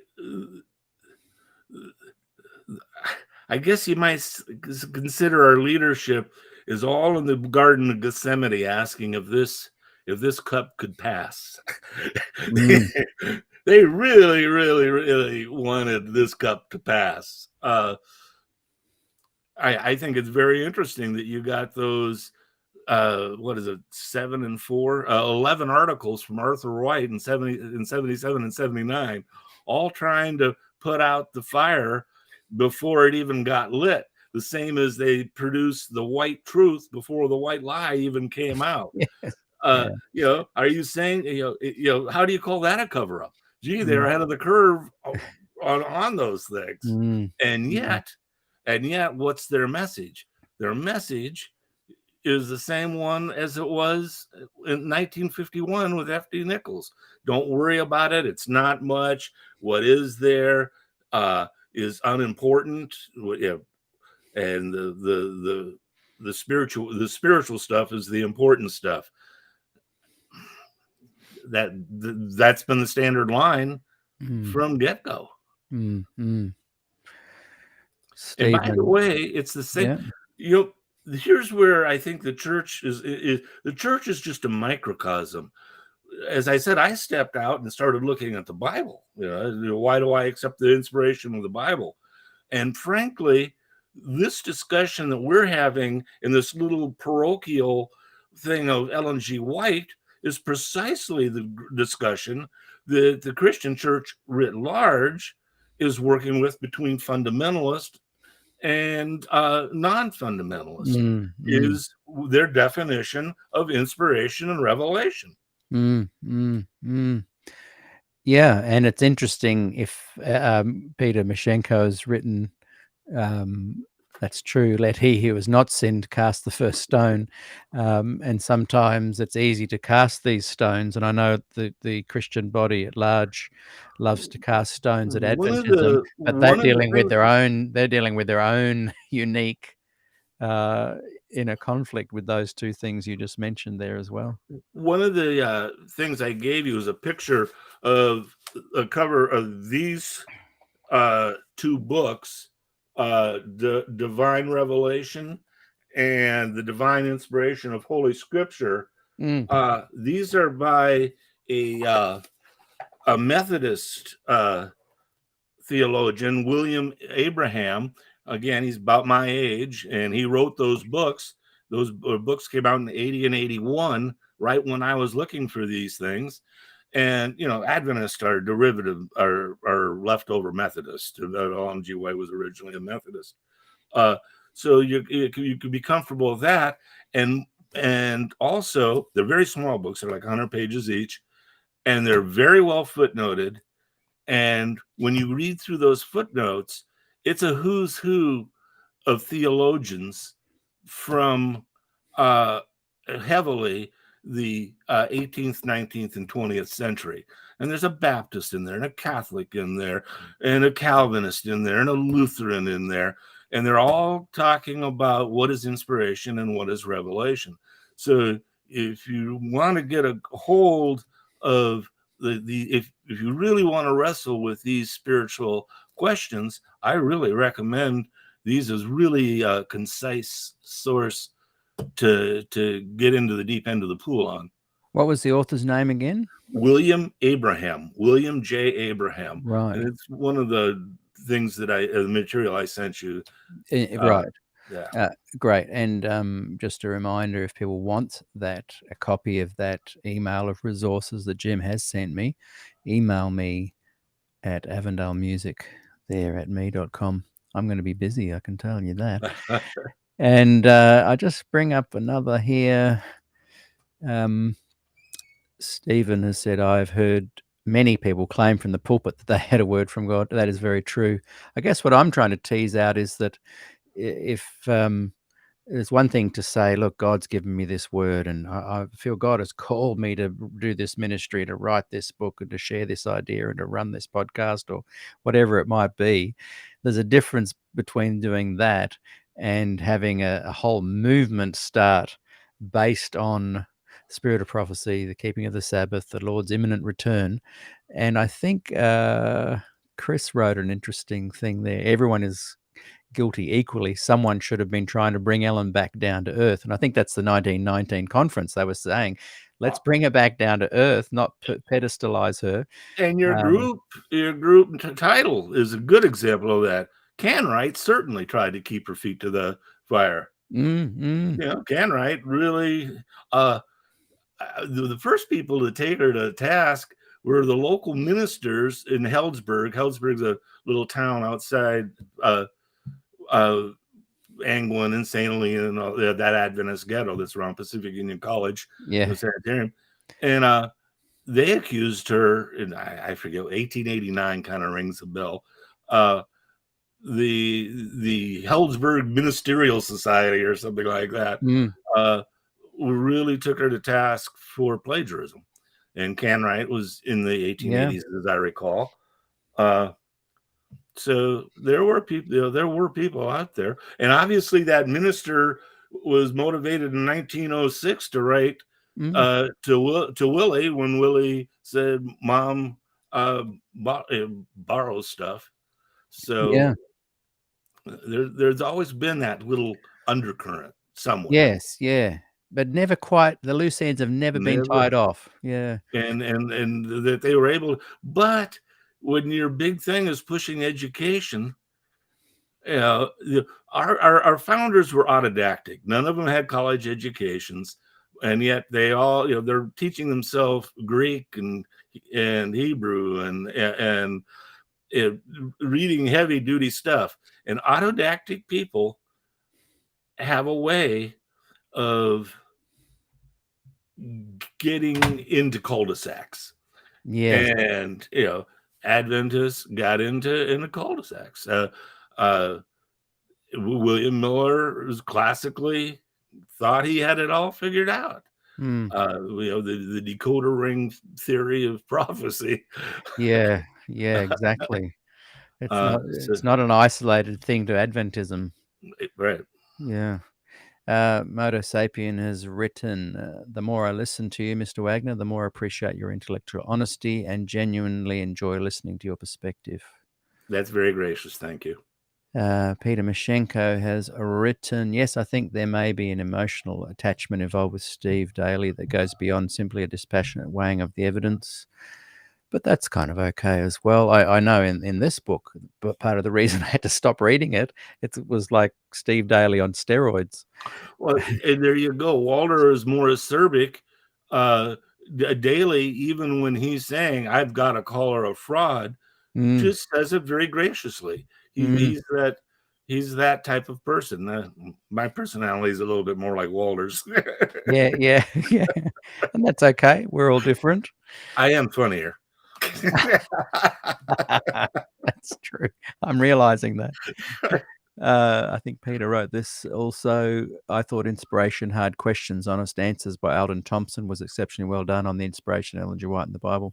I interviewed Alden Thompson, and I found him to be a very, very genuine, honest person. They're all genuine.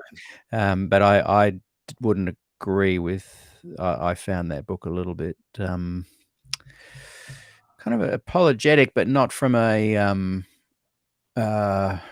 fake. This Alden is genuinely trying to grapple with this and to place Ellen in the right perspective.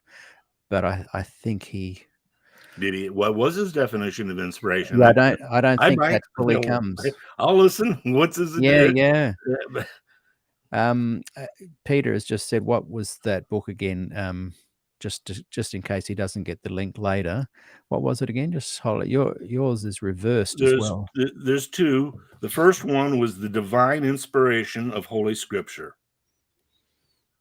And that was written in 1980. And then in 1981, he followed it with divine revelation and the limits of historical criticism. So he starts with inspiration and then goes to revelation. And as I said, you could get a line on just about every major religion's view of inspiration through his footnotes. It's good work. Things like that our thing, the McAdams and Graybill, they do good work. This man did good work. Yeah. You're Steve Daly. He does good work. Yeah, that's right. Yeah. And it's about one thing I learned when I was studying years ago is the more you read around a topic, the better you understand the topic, regardless of the individuals that you're reading. There's a generalized perspective you gain from just reading it all. Yeah, absolutely. Stephen has written, the denomination's greatest fear is to split the church. There is a large spectrum of belief in the authority of Ellen G. White, and the church is looking for ways to keep them all together. Yeah, that's true. I think the way they're trying to keep everyone together, though, is suppression, ostracism, ad hominem attacks. They're not going, okay, let's really lay this on the table and discuss it. And we invite all the ministers and all the laity to express and share their views, and you won't suffer any consequences. They're not doing that. The problem is when you're being critical, and now I mean being critical in a very objective sense, no matter how objective it is, the message of being critical is, I think you're wrong. Yes. The minute that's the message, and you're never going to change that if you're not agreeing with that person. You either agree or you don't agree. And if you disagree, you're saying they're wrong. Yeah. And if you say they're wrong, you find yourself that human beings always look for causes. Yeah. We are programmed to look for the cause. Yeah. And so we started immediately that. So what's the first thing? Well, you're the one that said something. We kill the messenger. Exactly. We Yeah. kill the messenger. And we all do it. That's why that saying has become a cliche. Don't shoot the messenger. That's why they always say your first impressions are so important. And they are. Yeah. And they are. Boy, I keep losing this picture. That's all right. I was listening to some Ricky Gervais last night, as I'm wont to do, and he was talking seriously in an interview, not just his comedic stuff, but he was saying that as soon as someone says, "Don't question this topic," you know that you should question that topic. Exactly. And a lot of people say to me, "Stop questioning Ellen White." Why? I'm just scrutinizing a truth claim. Chris has said an interesting thing here. False prophets are idols because they sit in the place of God, claiming to speak for God. And I guess if Ellen White is if the claim is she is a prophet and the church is building on that claim, and she is not a prophet, a false prophet, then those who are grappling with that need to see that as a serious thing. Someone like yourself that's moved on, it's not really an issue. It's just an academic discussion.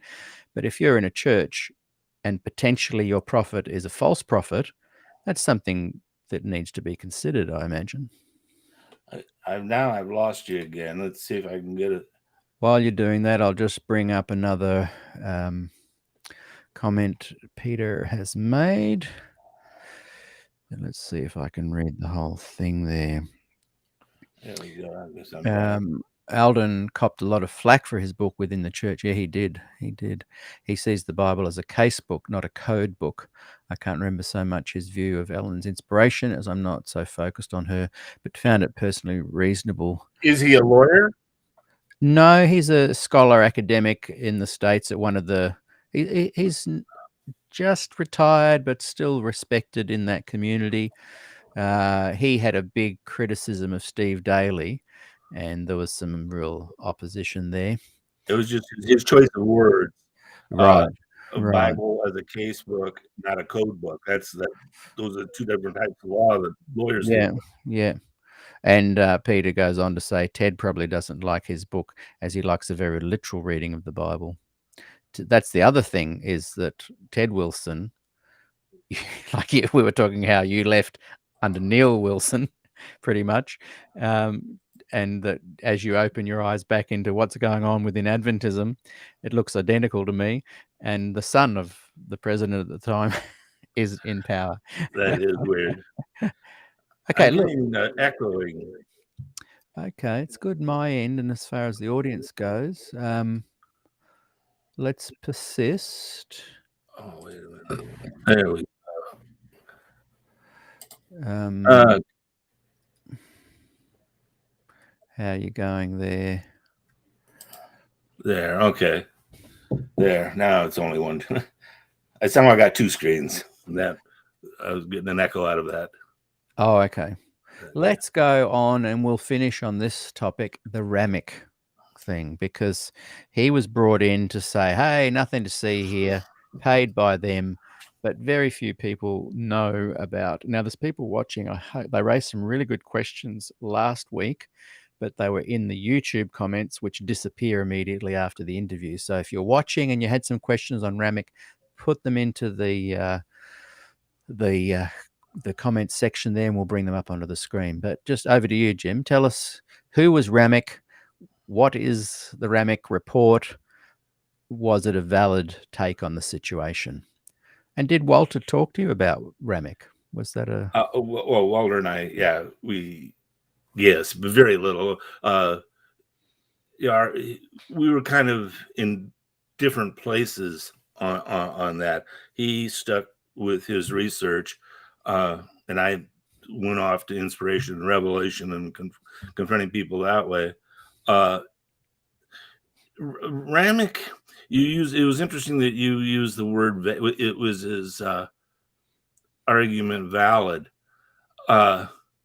That's it. Absolutely, it was valid.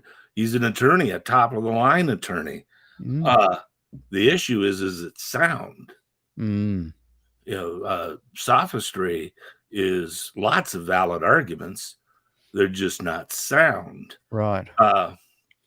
The biggest problem with the Ramik report, when he gives you, well, first of all, there's just so many things on its face that show the silliness of it. It starts with a quote from a case that is in the 1790s that references the Statute of Anne, which is the first copyright law in England, which is 1710. And they want to start talking about, well, gee, things were Ellen G. White time, they didn't really have these issues. And my goodness, nothing could be more patently false. The memo itself is starting with all of these authorities that are well before her to being contemporaneous with her. He uses the line of he's supposed to have read 300 cases that were all relevant to it. Well, if there are 300 cases to be read, it sounds like people had a vague idea what the hell plagiarism and copyright and piracy is. The fact they're duking it out in court all the time. So people don't just confront them with something that blunt. Is that the very existence of the of his research belies his conclusion. And then the big thing is he cites two cases. One of them was a guy who wrote a math book sued another guy who wrote a math book. And then the other one is a Chamber of Commerce kind of guy, took this extensive, exhaustive 200 and some page history of the city of Portland, Oregon, and kind of sliced and diced it into 70 pages. Fun facts about Portland, Oregon. And then the rest of his book was basically like a yellow pages. He's different industries and like, so obviously, he's not in competition with the historian. Nobody, he's just this little sales thing. In both cases, the plaintiffs, the ones accusing somebody of borrowing, won. They won. So Ramik is using the language that says this is what the law is, and then he leaves out this little pregnant fact. In that situation, the plaintiffs won. So why are those of us suing Ellen White for plagiarizing? Why aren't we winners too? Doesn't answer that one, does it? Yeah. And maybe he doesn't answer that because he's on the payroll to produce the report. He slices and dices. Gee, all of these books were written before such and such that she borrowed from were such and such dates, and those all therefore were not under copyright at the time that she used them, which would be true.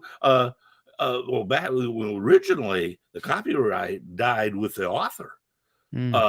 So anybody that she copied from that was dead, and then as new laws came on that's another thing. You got to really look at what they're saying. America had we had one of the very first laws we passed after we formed our government was a law that involved copyrights. We changed that like twice before 1810 or so. Then every 20 or 30 years there were changes. So those changes occurred all through Ellen White's professional lifetime as an author. So I mean, they were topical through the entire period, and that's left out of that reality. So he says, so therefore she's not guilty of copyright infringement simply because there's no copyrights. Then she's not guilty of plagiarism.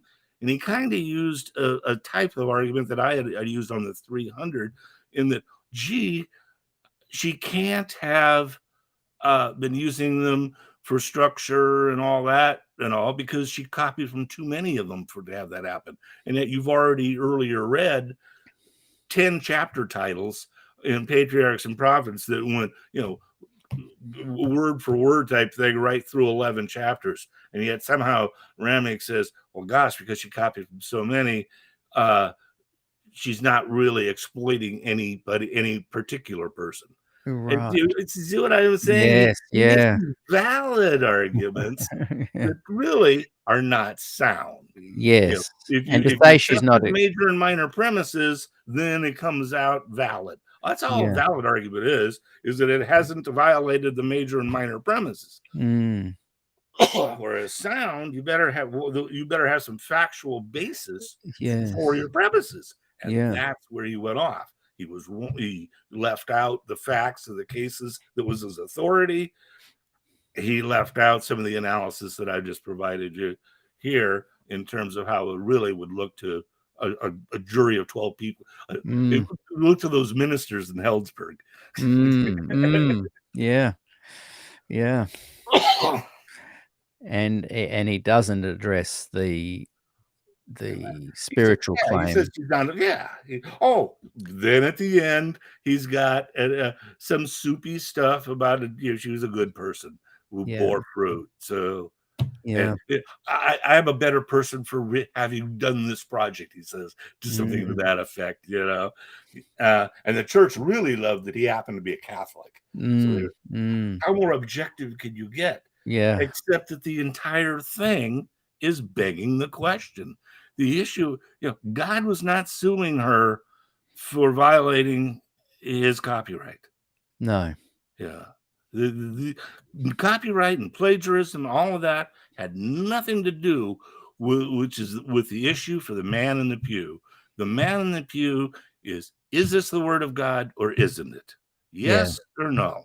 Yeah, okay. Now, that's what he wants to know.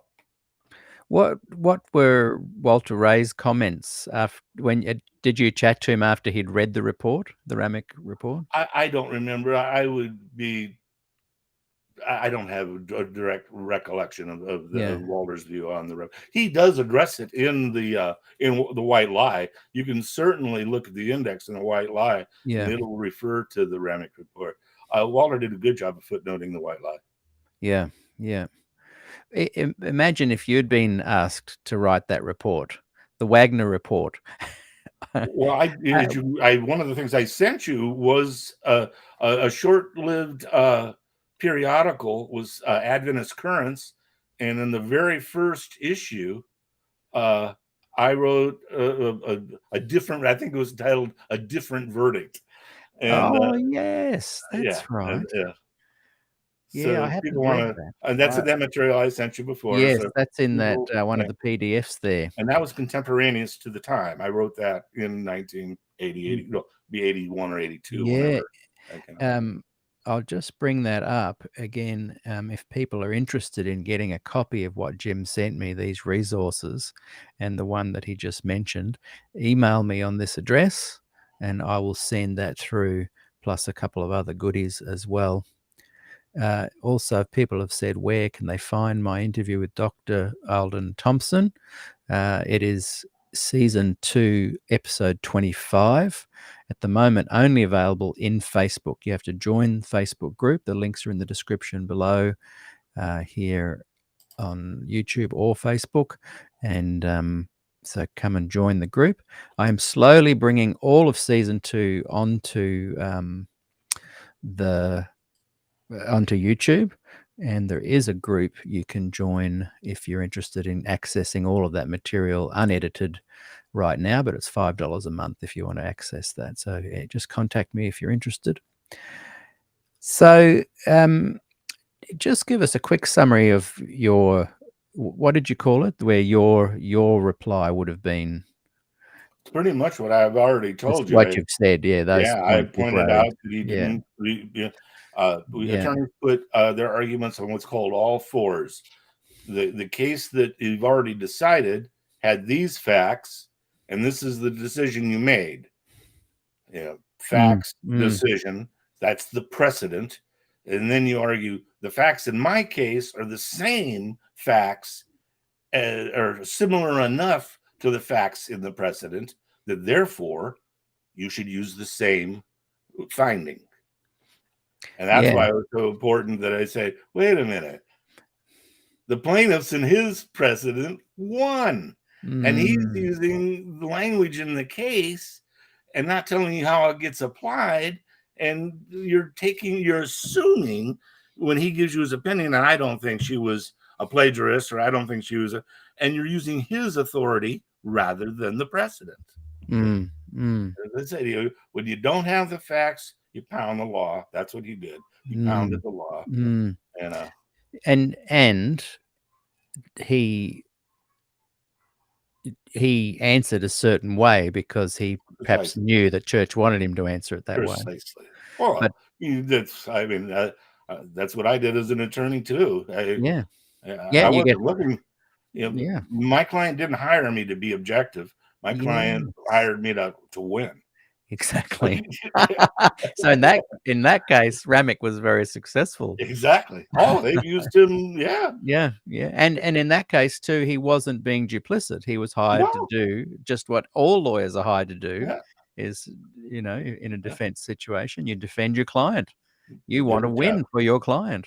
Yeah. He did his job. Yeah.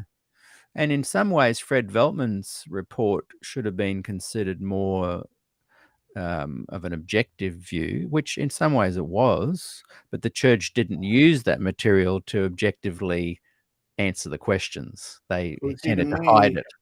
My problem with Veltman is that he made it more complicated than it should be.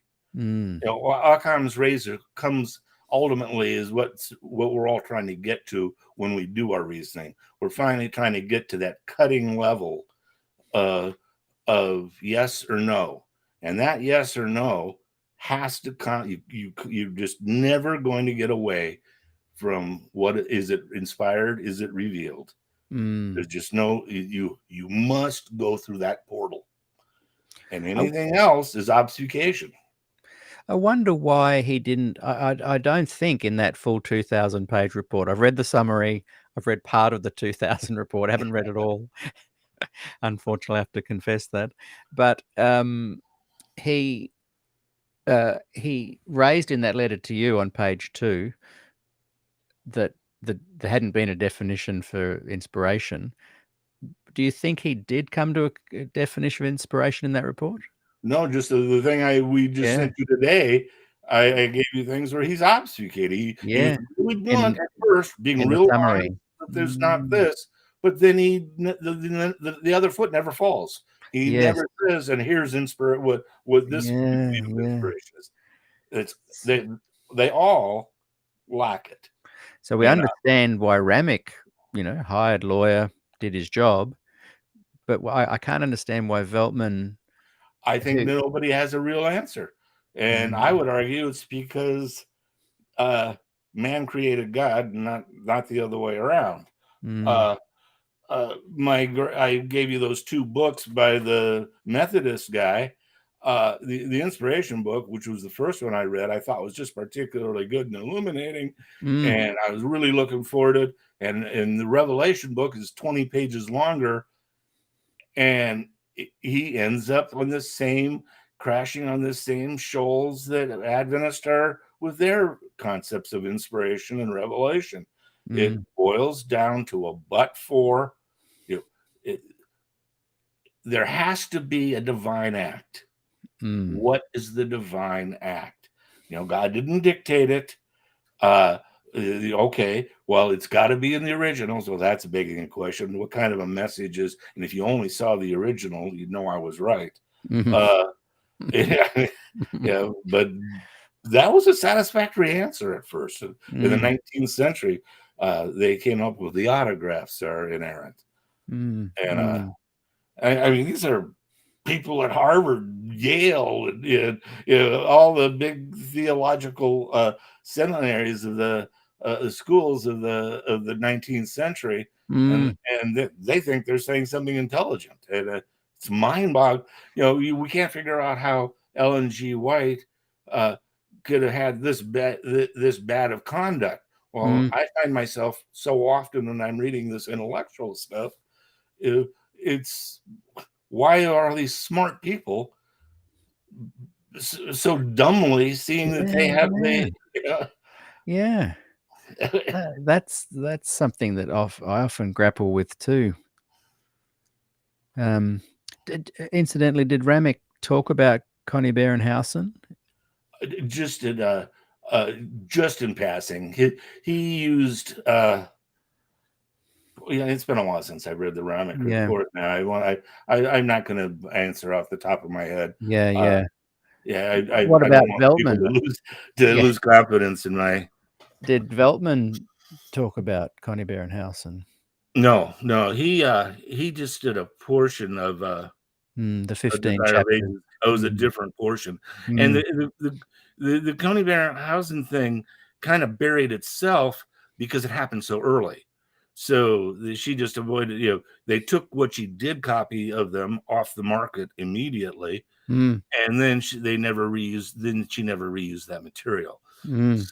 So it's more of a little portal to look at, but it's not something to continue with, like Edersheim and Hannah, and the ones that you used over and over, and for chapter after chapter. You need to look at other sources. But I think sorry, go ahead. I think people really need to be aware of how much of her sources included of the other founders. She'd be sitting, you can just see them sitting around the office trying to figure out what had gone wrong here. Where's Jesus? And they're all, like I said, autodactic and true believers. You just know these are people you don't want to go have a drink with, but they're just intensely trying to thumbing through their Bibles. That's the image you really have to. That to me is the more realistic. The psychological. You're looking for some psychological analysis of them. That's what I would hope the people would see, is how these things came about. And anyway, and I can't remember the order of them. I think it was Bates's material first. I mean, my goodness, this is stuff I haven't looked at in a very long time. You're doing well. No, it was some other guy. Is there a guy named Turner? Turner is ringing a bell. Not sure. Said he had figured out something, and it was dealing with as they're slowly but surely developing the investigative judgment concept, and they went through some real stumbling blocks through that. She was busy saying one of her visions. She said the second coming will come before all of the people that were there for that vision died.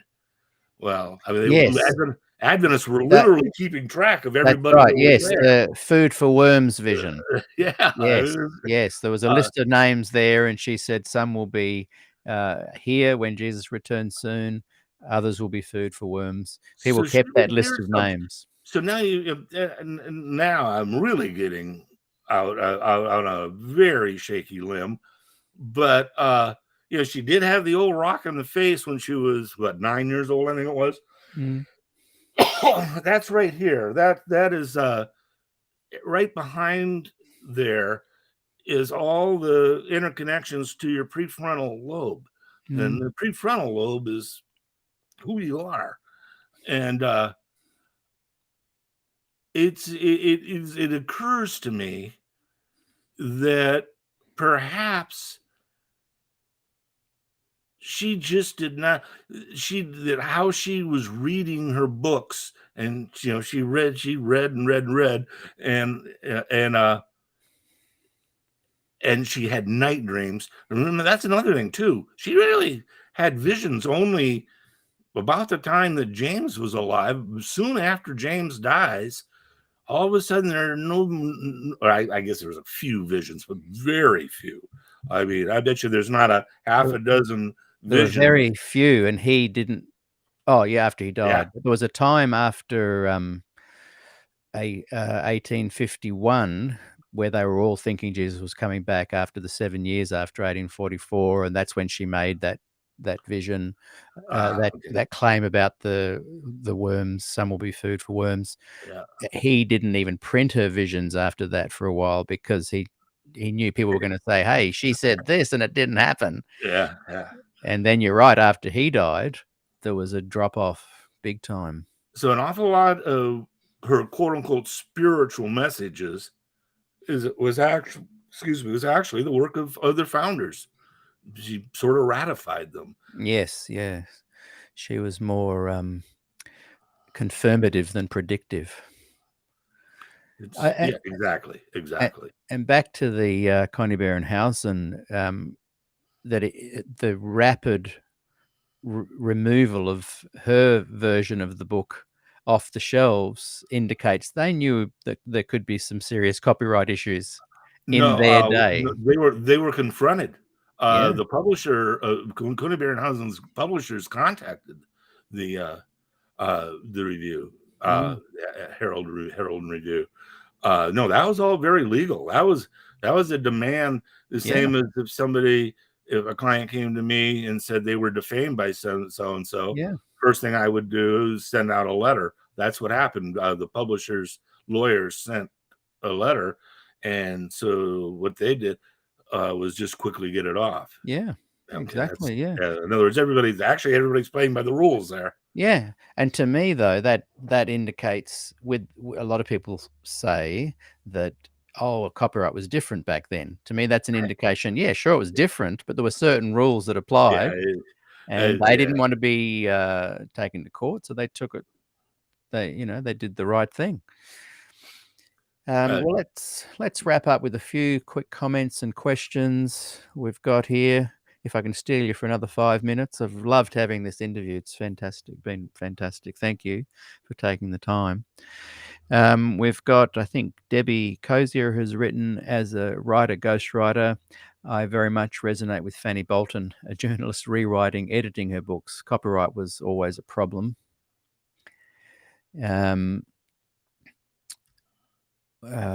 Steve has written again, Fanny Bolton and Marion Davis both had serious concerns about plagiarism. Ellen White was convinced she was doing nothing wrong. I think she should have listened to her staff writers.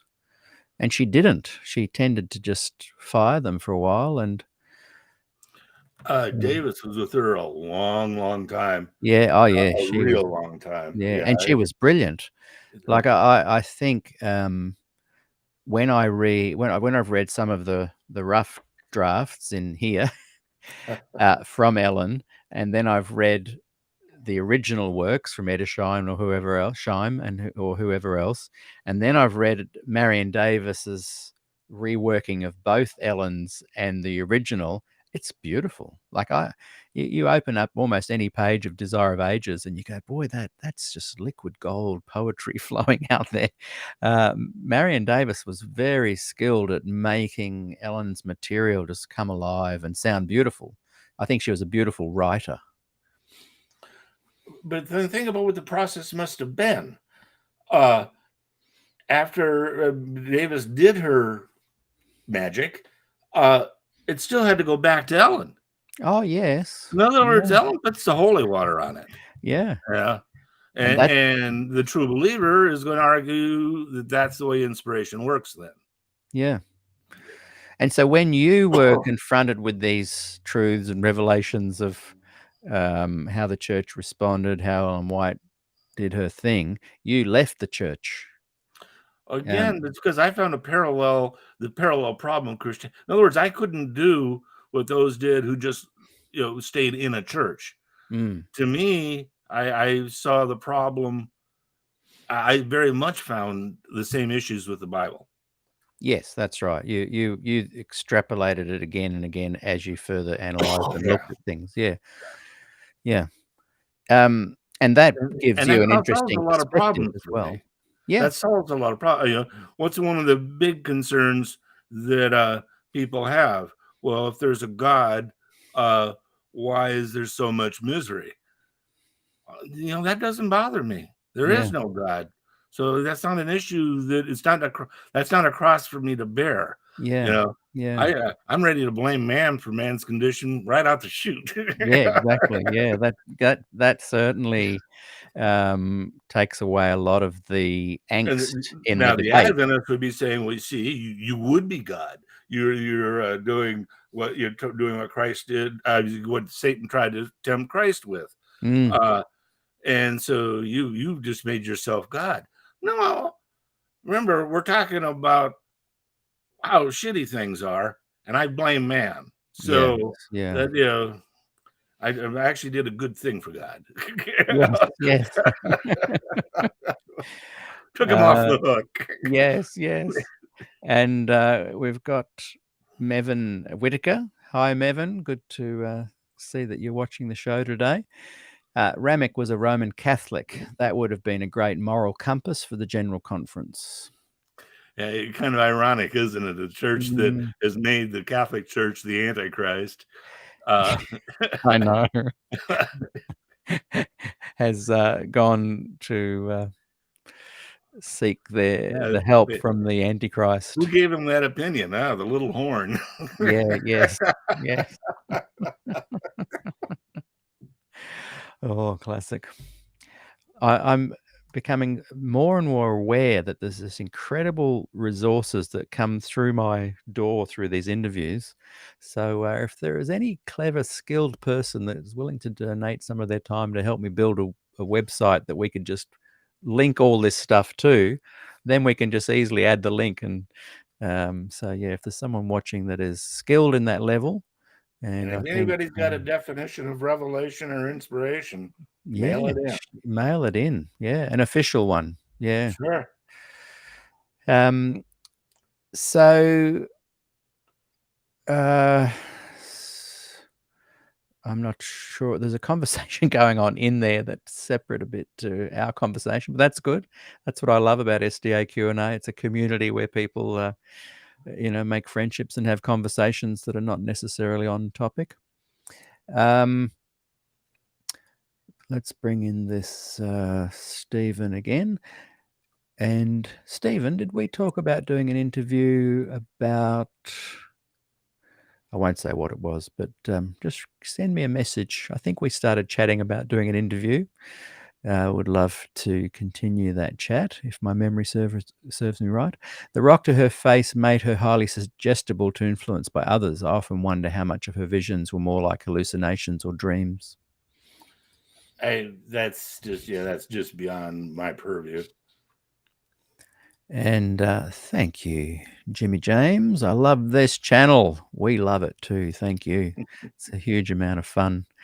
And I certainly don't seek to criticize or deconstruct. I think just having honest conversations helps everybody move forward and untangle. And a lot of people I know that live around me, there's a couple of fantastic churches that Adventist churches that don't even talk about this stuff. They just get together, look out for people in the community, look out for each other, look at the gospel, sing nice music. And I'm all for people being able to chat about these topics, but of course, go away and make your own decisions. Jimmy has written, I was a deacon in the church. So was I. I was elected an elder Wow. but I ended up not getting ordained. Yeah. Now your big three issues. Yeah, I the Ramik and the PREXAD, and then you also wanted to talk about Davenport. Oh, yes. It was just ironic. Yeah. Mrs. Davenport was my Pathfinder leader. Yes. Oh, 11, 12-year-old kid in Pathfinders. Yeah, I I knew the I am, Davenports really well. that is amazing. I am glad you reminded me, because if you've still got a little, like 15 minutes in you, it's Sure. important that we, in case a view of Pirates of Privilege, the Davenport fiasco, share with us a little bit about that. And Well, I'll tell I'm you, the keen one to that know was about Pirates of Privilege and how it was squashed. I don't know any of that part of it. Uh, Well, wasn't Walter told if he printed it, he would lose his pension, or whatever they called it at the time, and so he agreed not to. that really gets overstated. Yeah, I'm interested I've to been know what your thoughts are. I've had kind of a nobody's heard of me type thing. I did that article for the first Adventist Currents magazine, and they said my name was James L. Wagner, and it's James J. Wagner. So I got off to a shaky start on that. Then earlier today, I'm bopping around looking at different things. And the last interview with Elder Ray, and it's a 2-part thing I'm going through. And the guy, it was happening around 2011, and it was interesting to see his experience with Walter. And in the middle of that, he's talking about the firing and the Davenport relationship and all that. And he said, and Walter was attorney James Wright, or James. He blew my last name. I just can't. I can't win for losing on this stuff. Hey, we're correcting the record. But the reality is, there was just no way in the world. There were some minor rumblings about they were going to defease him of his employment benefits, but you just have to understand California and American law. There was no way in the world that was going to happen, and in fact, Interesting. yeah, not more than 2 or 3 letters went back and forth between my office and the general conference. Boy, that's good to know. On that issue. That That is was very never, interesting. So, why didn't he print it then? that was a separate issue. I honestly don't know. I never got involved in all that stuff. I will tell you the one favorite story he loves to tell about the Davenport thing. He got the material because Mrs. Davenport went to him. All that stuff had been under seal. Really rich people getting divorces, they don't like their stuff being public record, and it's always put under seal. But of course, she was a party to it, and she's just sharing it with her minister. That's how Walter got to see all of the paperwork on it. And through the course of the bankruptcy, the Adventist Church had to become general creditors in the bankruptcy, and they ended up in getting some of the assets out of it that included Walter. I could just see Walter, the twinkle in Walter's eye as he's telling me this. That included they owned the property of a legal whorehouse in Nevada. He just loved the fact that the church did. We got it in a bankruptcy. Obviously, they got rid of it as soon as they can, but the way they got one of the assets was a whorehouse. That is classic. That hit his funny bone. That is classic. Oh. One of the things that shocked me about the Davenport fiasco, and for those who don't know what we're talking about, a guy called Davenport was a doctor. Yeah, Donald Davenport. And he had a bunch of ways to kind of bring in investments via post offices and releasing the land or something. I'm not Right. sure of the That's details, exactly but right. he offered. It was like a Ponzi scheme. He'd say to lots of Adventist leaders and Adventist people, "Hey, if you sign up with me, I'll give you a 13% return on your investment, whatever." And look, I don't mind if people do stupid things with their money. There's Ponzi schemes every day that someone falls for. But what shocked me was the church used an estimation of 20 to 23 million dollars, $1979, not extrapolating to what that amount would have meant in today's money. So someone can work it out. 23 million US in 1979. What's that equal to now? That the church's money. Now, what are your thoughts on the Well, first of stupidity all, of doing they've that? got to invest it in something. That's here now you get into the real Okay. world versus guilt by association. Mhm. Uh, Secondly, you have to remember the time. It's so hard to remember. The 70s, 20% interest rates were common. Were Right. common. Okay. Uh, you read the Los Angeles Times, and page after page would be invest in California second mortgages, 20% returns. Now you're a retired. They always say with a Ponzi scheme that the victim is actually a little bit guilty, that he had he was looking for an illegal thing. That was simply not true back Okay. then. Well, this is good to Uh, know. one of my first cases after when I was I represented, and wouldn't you know it, to be an Adventist minister, but that's just a coincidence, had been doing he would have this phone banks of people and ads in the papers every day asking you to invest in California's second mortgages. Meanwhile, another business he had was doing things like drapes, carpeting, iron bars on the windows, little home improvement things. No credit necessary. Our truck drives up to your front door. All you do is you fill it out and 60 easy payments and it's all yours. Then he'd take those. That's a consumer contract, a heavily regulated type of contract. The time you cite when you buy a car, when you use your credit card you've ever seen the contract you might have with Visa. It's actually about that thick. But when you're a crook, and that's what this guy was, that's irrelevant to you. He would then take those contracts and record them at the county office as a lien against your property.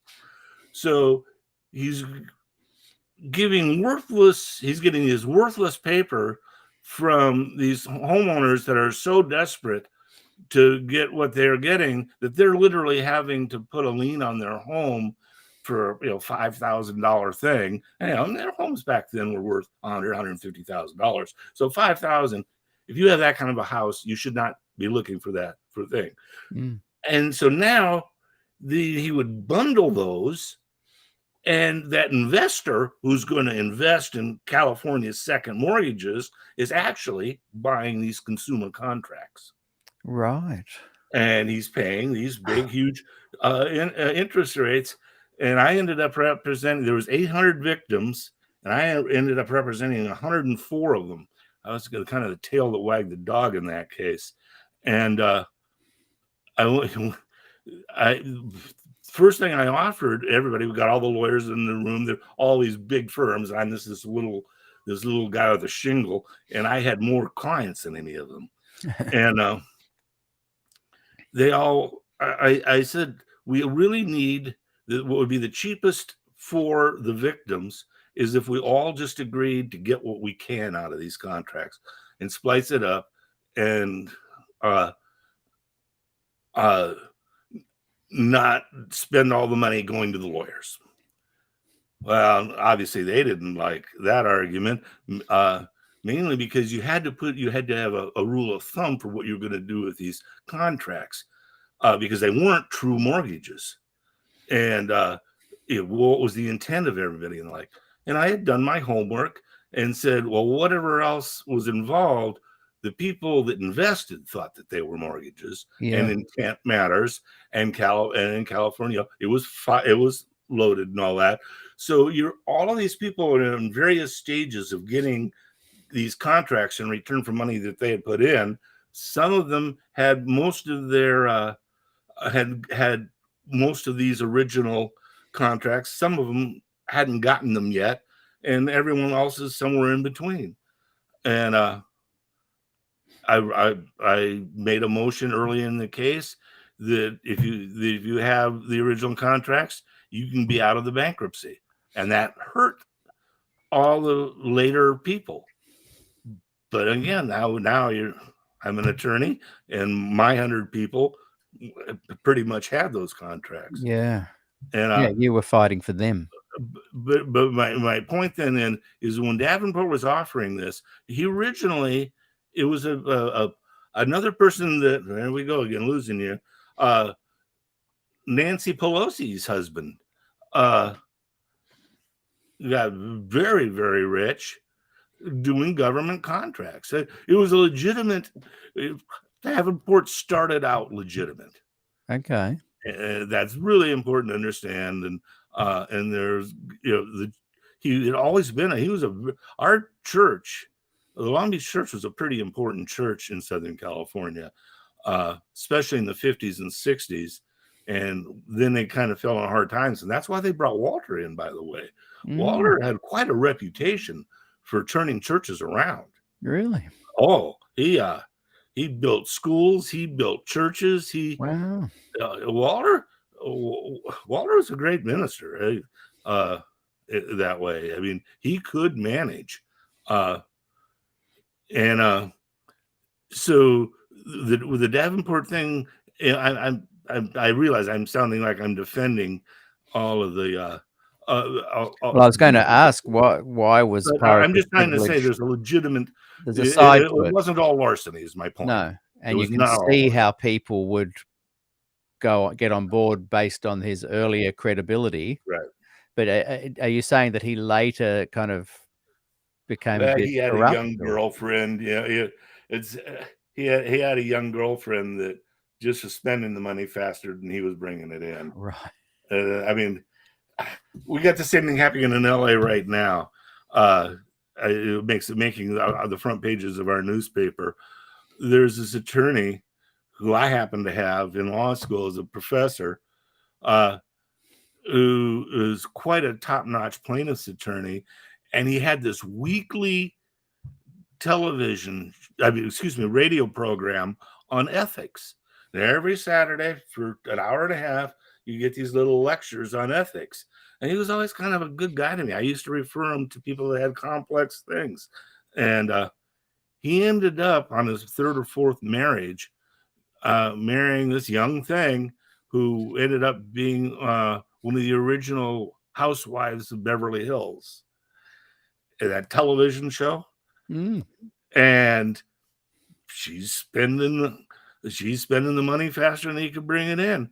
And so now here's this guy that I revered, who's now in his 80s, and he's lost his license. He was dipping into the client trust funds. He was not closing matters properly. I mean, just time, and now he's claiming dementia. So we'll see. We'll see if that defense works. But I mean, it's just sad. You see when you see the feet of clay. I was just going to say. So what you're reflecting on is the humanness of this. Davenport, maybe initially good guy, good businessman. Things unravel. The church sees his reputation. They're investing church money anyway. They end up owning a whorehouse. They ended up owning a house of the rising sun, and so it's not as black and white, is it? I guess humans, things just ebb and flow, and things creep in, and mistakes are made. I wonder if Walter Ray just because he would have been getting on in life when he wrote Pirates of Privilege, which is available online if people want to check it out. Was he thinking, you know what, maybe I'm just not going to publish it because people Oh do no, have feet of clay? Like what was Walter going was like on? a dog with a bone. Okay. He'd fight on any of that. But Walter is a guy that I loved it. I was reading that interview. The last interview of him was 2011, so that was 3 years before he died. At that time, the interview was being interrupted. People were coming in, needed his signature. He was chairman of the county grand jury. Wow. That's Walter. That's Walter. Yeah, that's what he needed. Another hat. Yeah, and there he is. Was this an audio interview or a transcript? Honestly, no, he was physically there. The guy that interviewed, it's online. The guy that wrote it, it's just Google last interview with Walter Ray, and it'll come up somewhere in the As an audio. So no, it was written. It was written one. Yeah, it was written. It was fun for me to read because the only thing I had is read before that was the week before with that fellow that you interviewed with that we talked about, who Kerry. Yeah, and Yeah. he's saying, well, gee, I've got this email from Walter in 2005 giving me the rights to his unpublished stuff. Well, first of all, you don't get rights in an email like that. The transfer isn't done until the transfer is made. And secondly, he was telling us how Walter was already starting to suffer from dementia. Now, it really just depressed the hell out of me, And so I was pleased to stumble on this, what I now consider a better source. And he's chairman of the grand jury for his county. Yeah, classic. Adrian Anderson has just written up, it's a 2-part interview in Spectrum. So you can just Google. I Googled what you just said, last interview with Walter Ray, and it came up, the Spectrum interview. Okay. So that's good. That's fascinating. And again, once the journey you've taken, where you've eventually questioned God, the Bible, we're just humans, mammals living on this little dot in multiple galaxies and clusters of galaxies by the trillion. You're then going, look, this is just how humans behave. And yes, there's stuff here that you need to be concerned with, and that may also lead people to leave the movement, but other people might go, hey, it's this. You're looking at this from a perspective, as you said earlier, we've all got feet of clay, and But let's not leave it on a negative thing. Human beings are good too. There's original sin's kind of a weird doctrine. The whole thing, when you start really looking at what Christianity is trying to sell you, this whole salvation thing, this whole original sin thing, the logic really starts to break down. I think that the image I like simple images, and I always think of the little angel and the little devil, one in each ear. Yeah. That's the human being, and more often than not, we do the little sins, but most of us really don't do big sins. There's positive stories of. Sorry, go ahead. Well, when they've done stuff, you're a big investor, and what you're looking, that's supposed to be the ultimate is selfishness, right? What am I in this for? I'm in this for my personal profit. Well, it turns out that people like that, the professional investors invariably lose. I mean, the classic one is in the late 80s or early 90s, some wonks came up with a program that enabled them to make these purchases and sales on the stock market in literally microseconds. Those that got involved with it got their big computers as close physically to Wall Street as they can, because just the time that mattered. Wow. And buy Even sell, the buy sell. microseconds, yeah. And that has nothing to do with the value of the company. They've completely disassociated what the whole concept of a market is, and it was all this algorithm thing. Turned out that they overloaded too many people, too many dollars started doing that, and it blew up on them. Meanwhile, there's a research out there. It's a book form. This guy followed just the herd, what the herd did, and invariably the herd did better than the professional. Invariably, and that's because people do things for more complex reasons than just their own personal benefit. We do jump on hand grenades. Yeah. We do push people out of the way of cars. You know, people are good and people are bad. Yeah. And that way, that way you don't have the cross to bear of original. I don't have an issue between works and justification by faith. Those are issues that have nothing to do with me. I don't have original sin to worry about. We human beings, we're where we're at so far. I think that's a really positive way to end this incredible conversation. I'd love to have you back, Jim.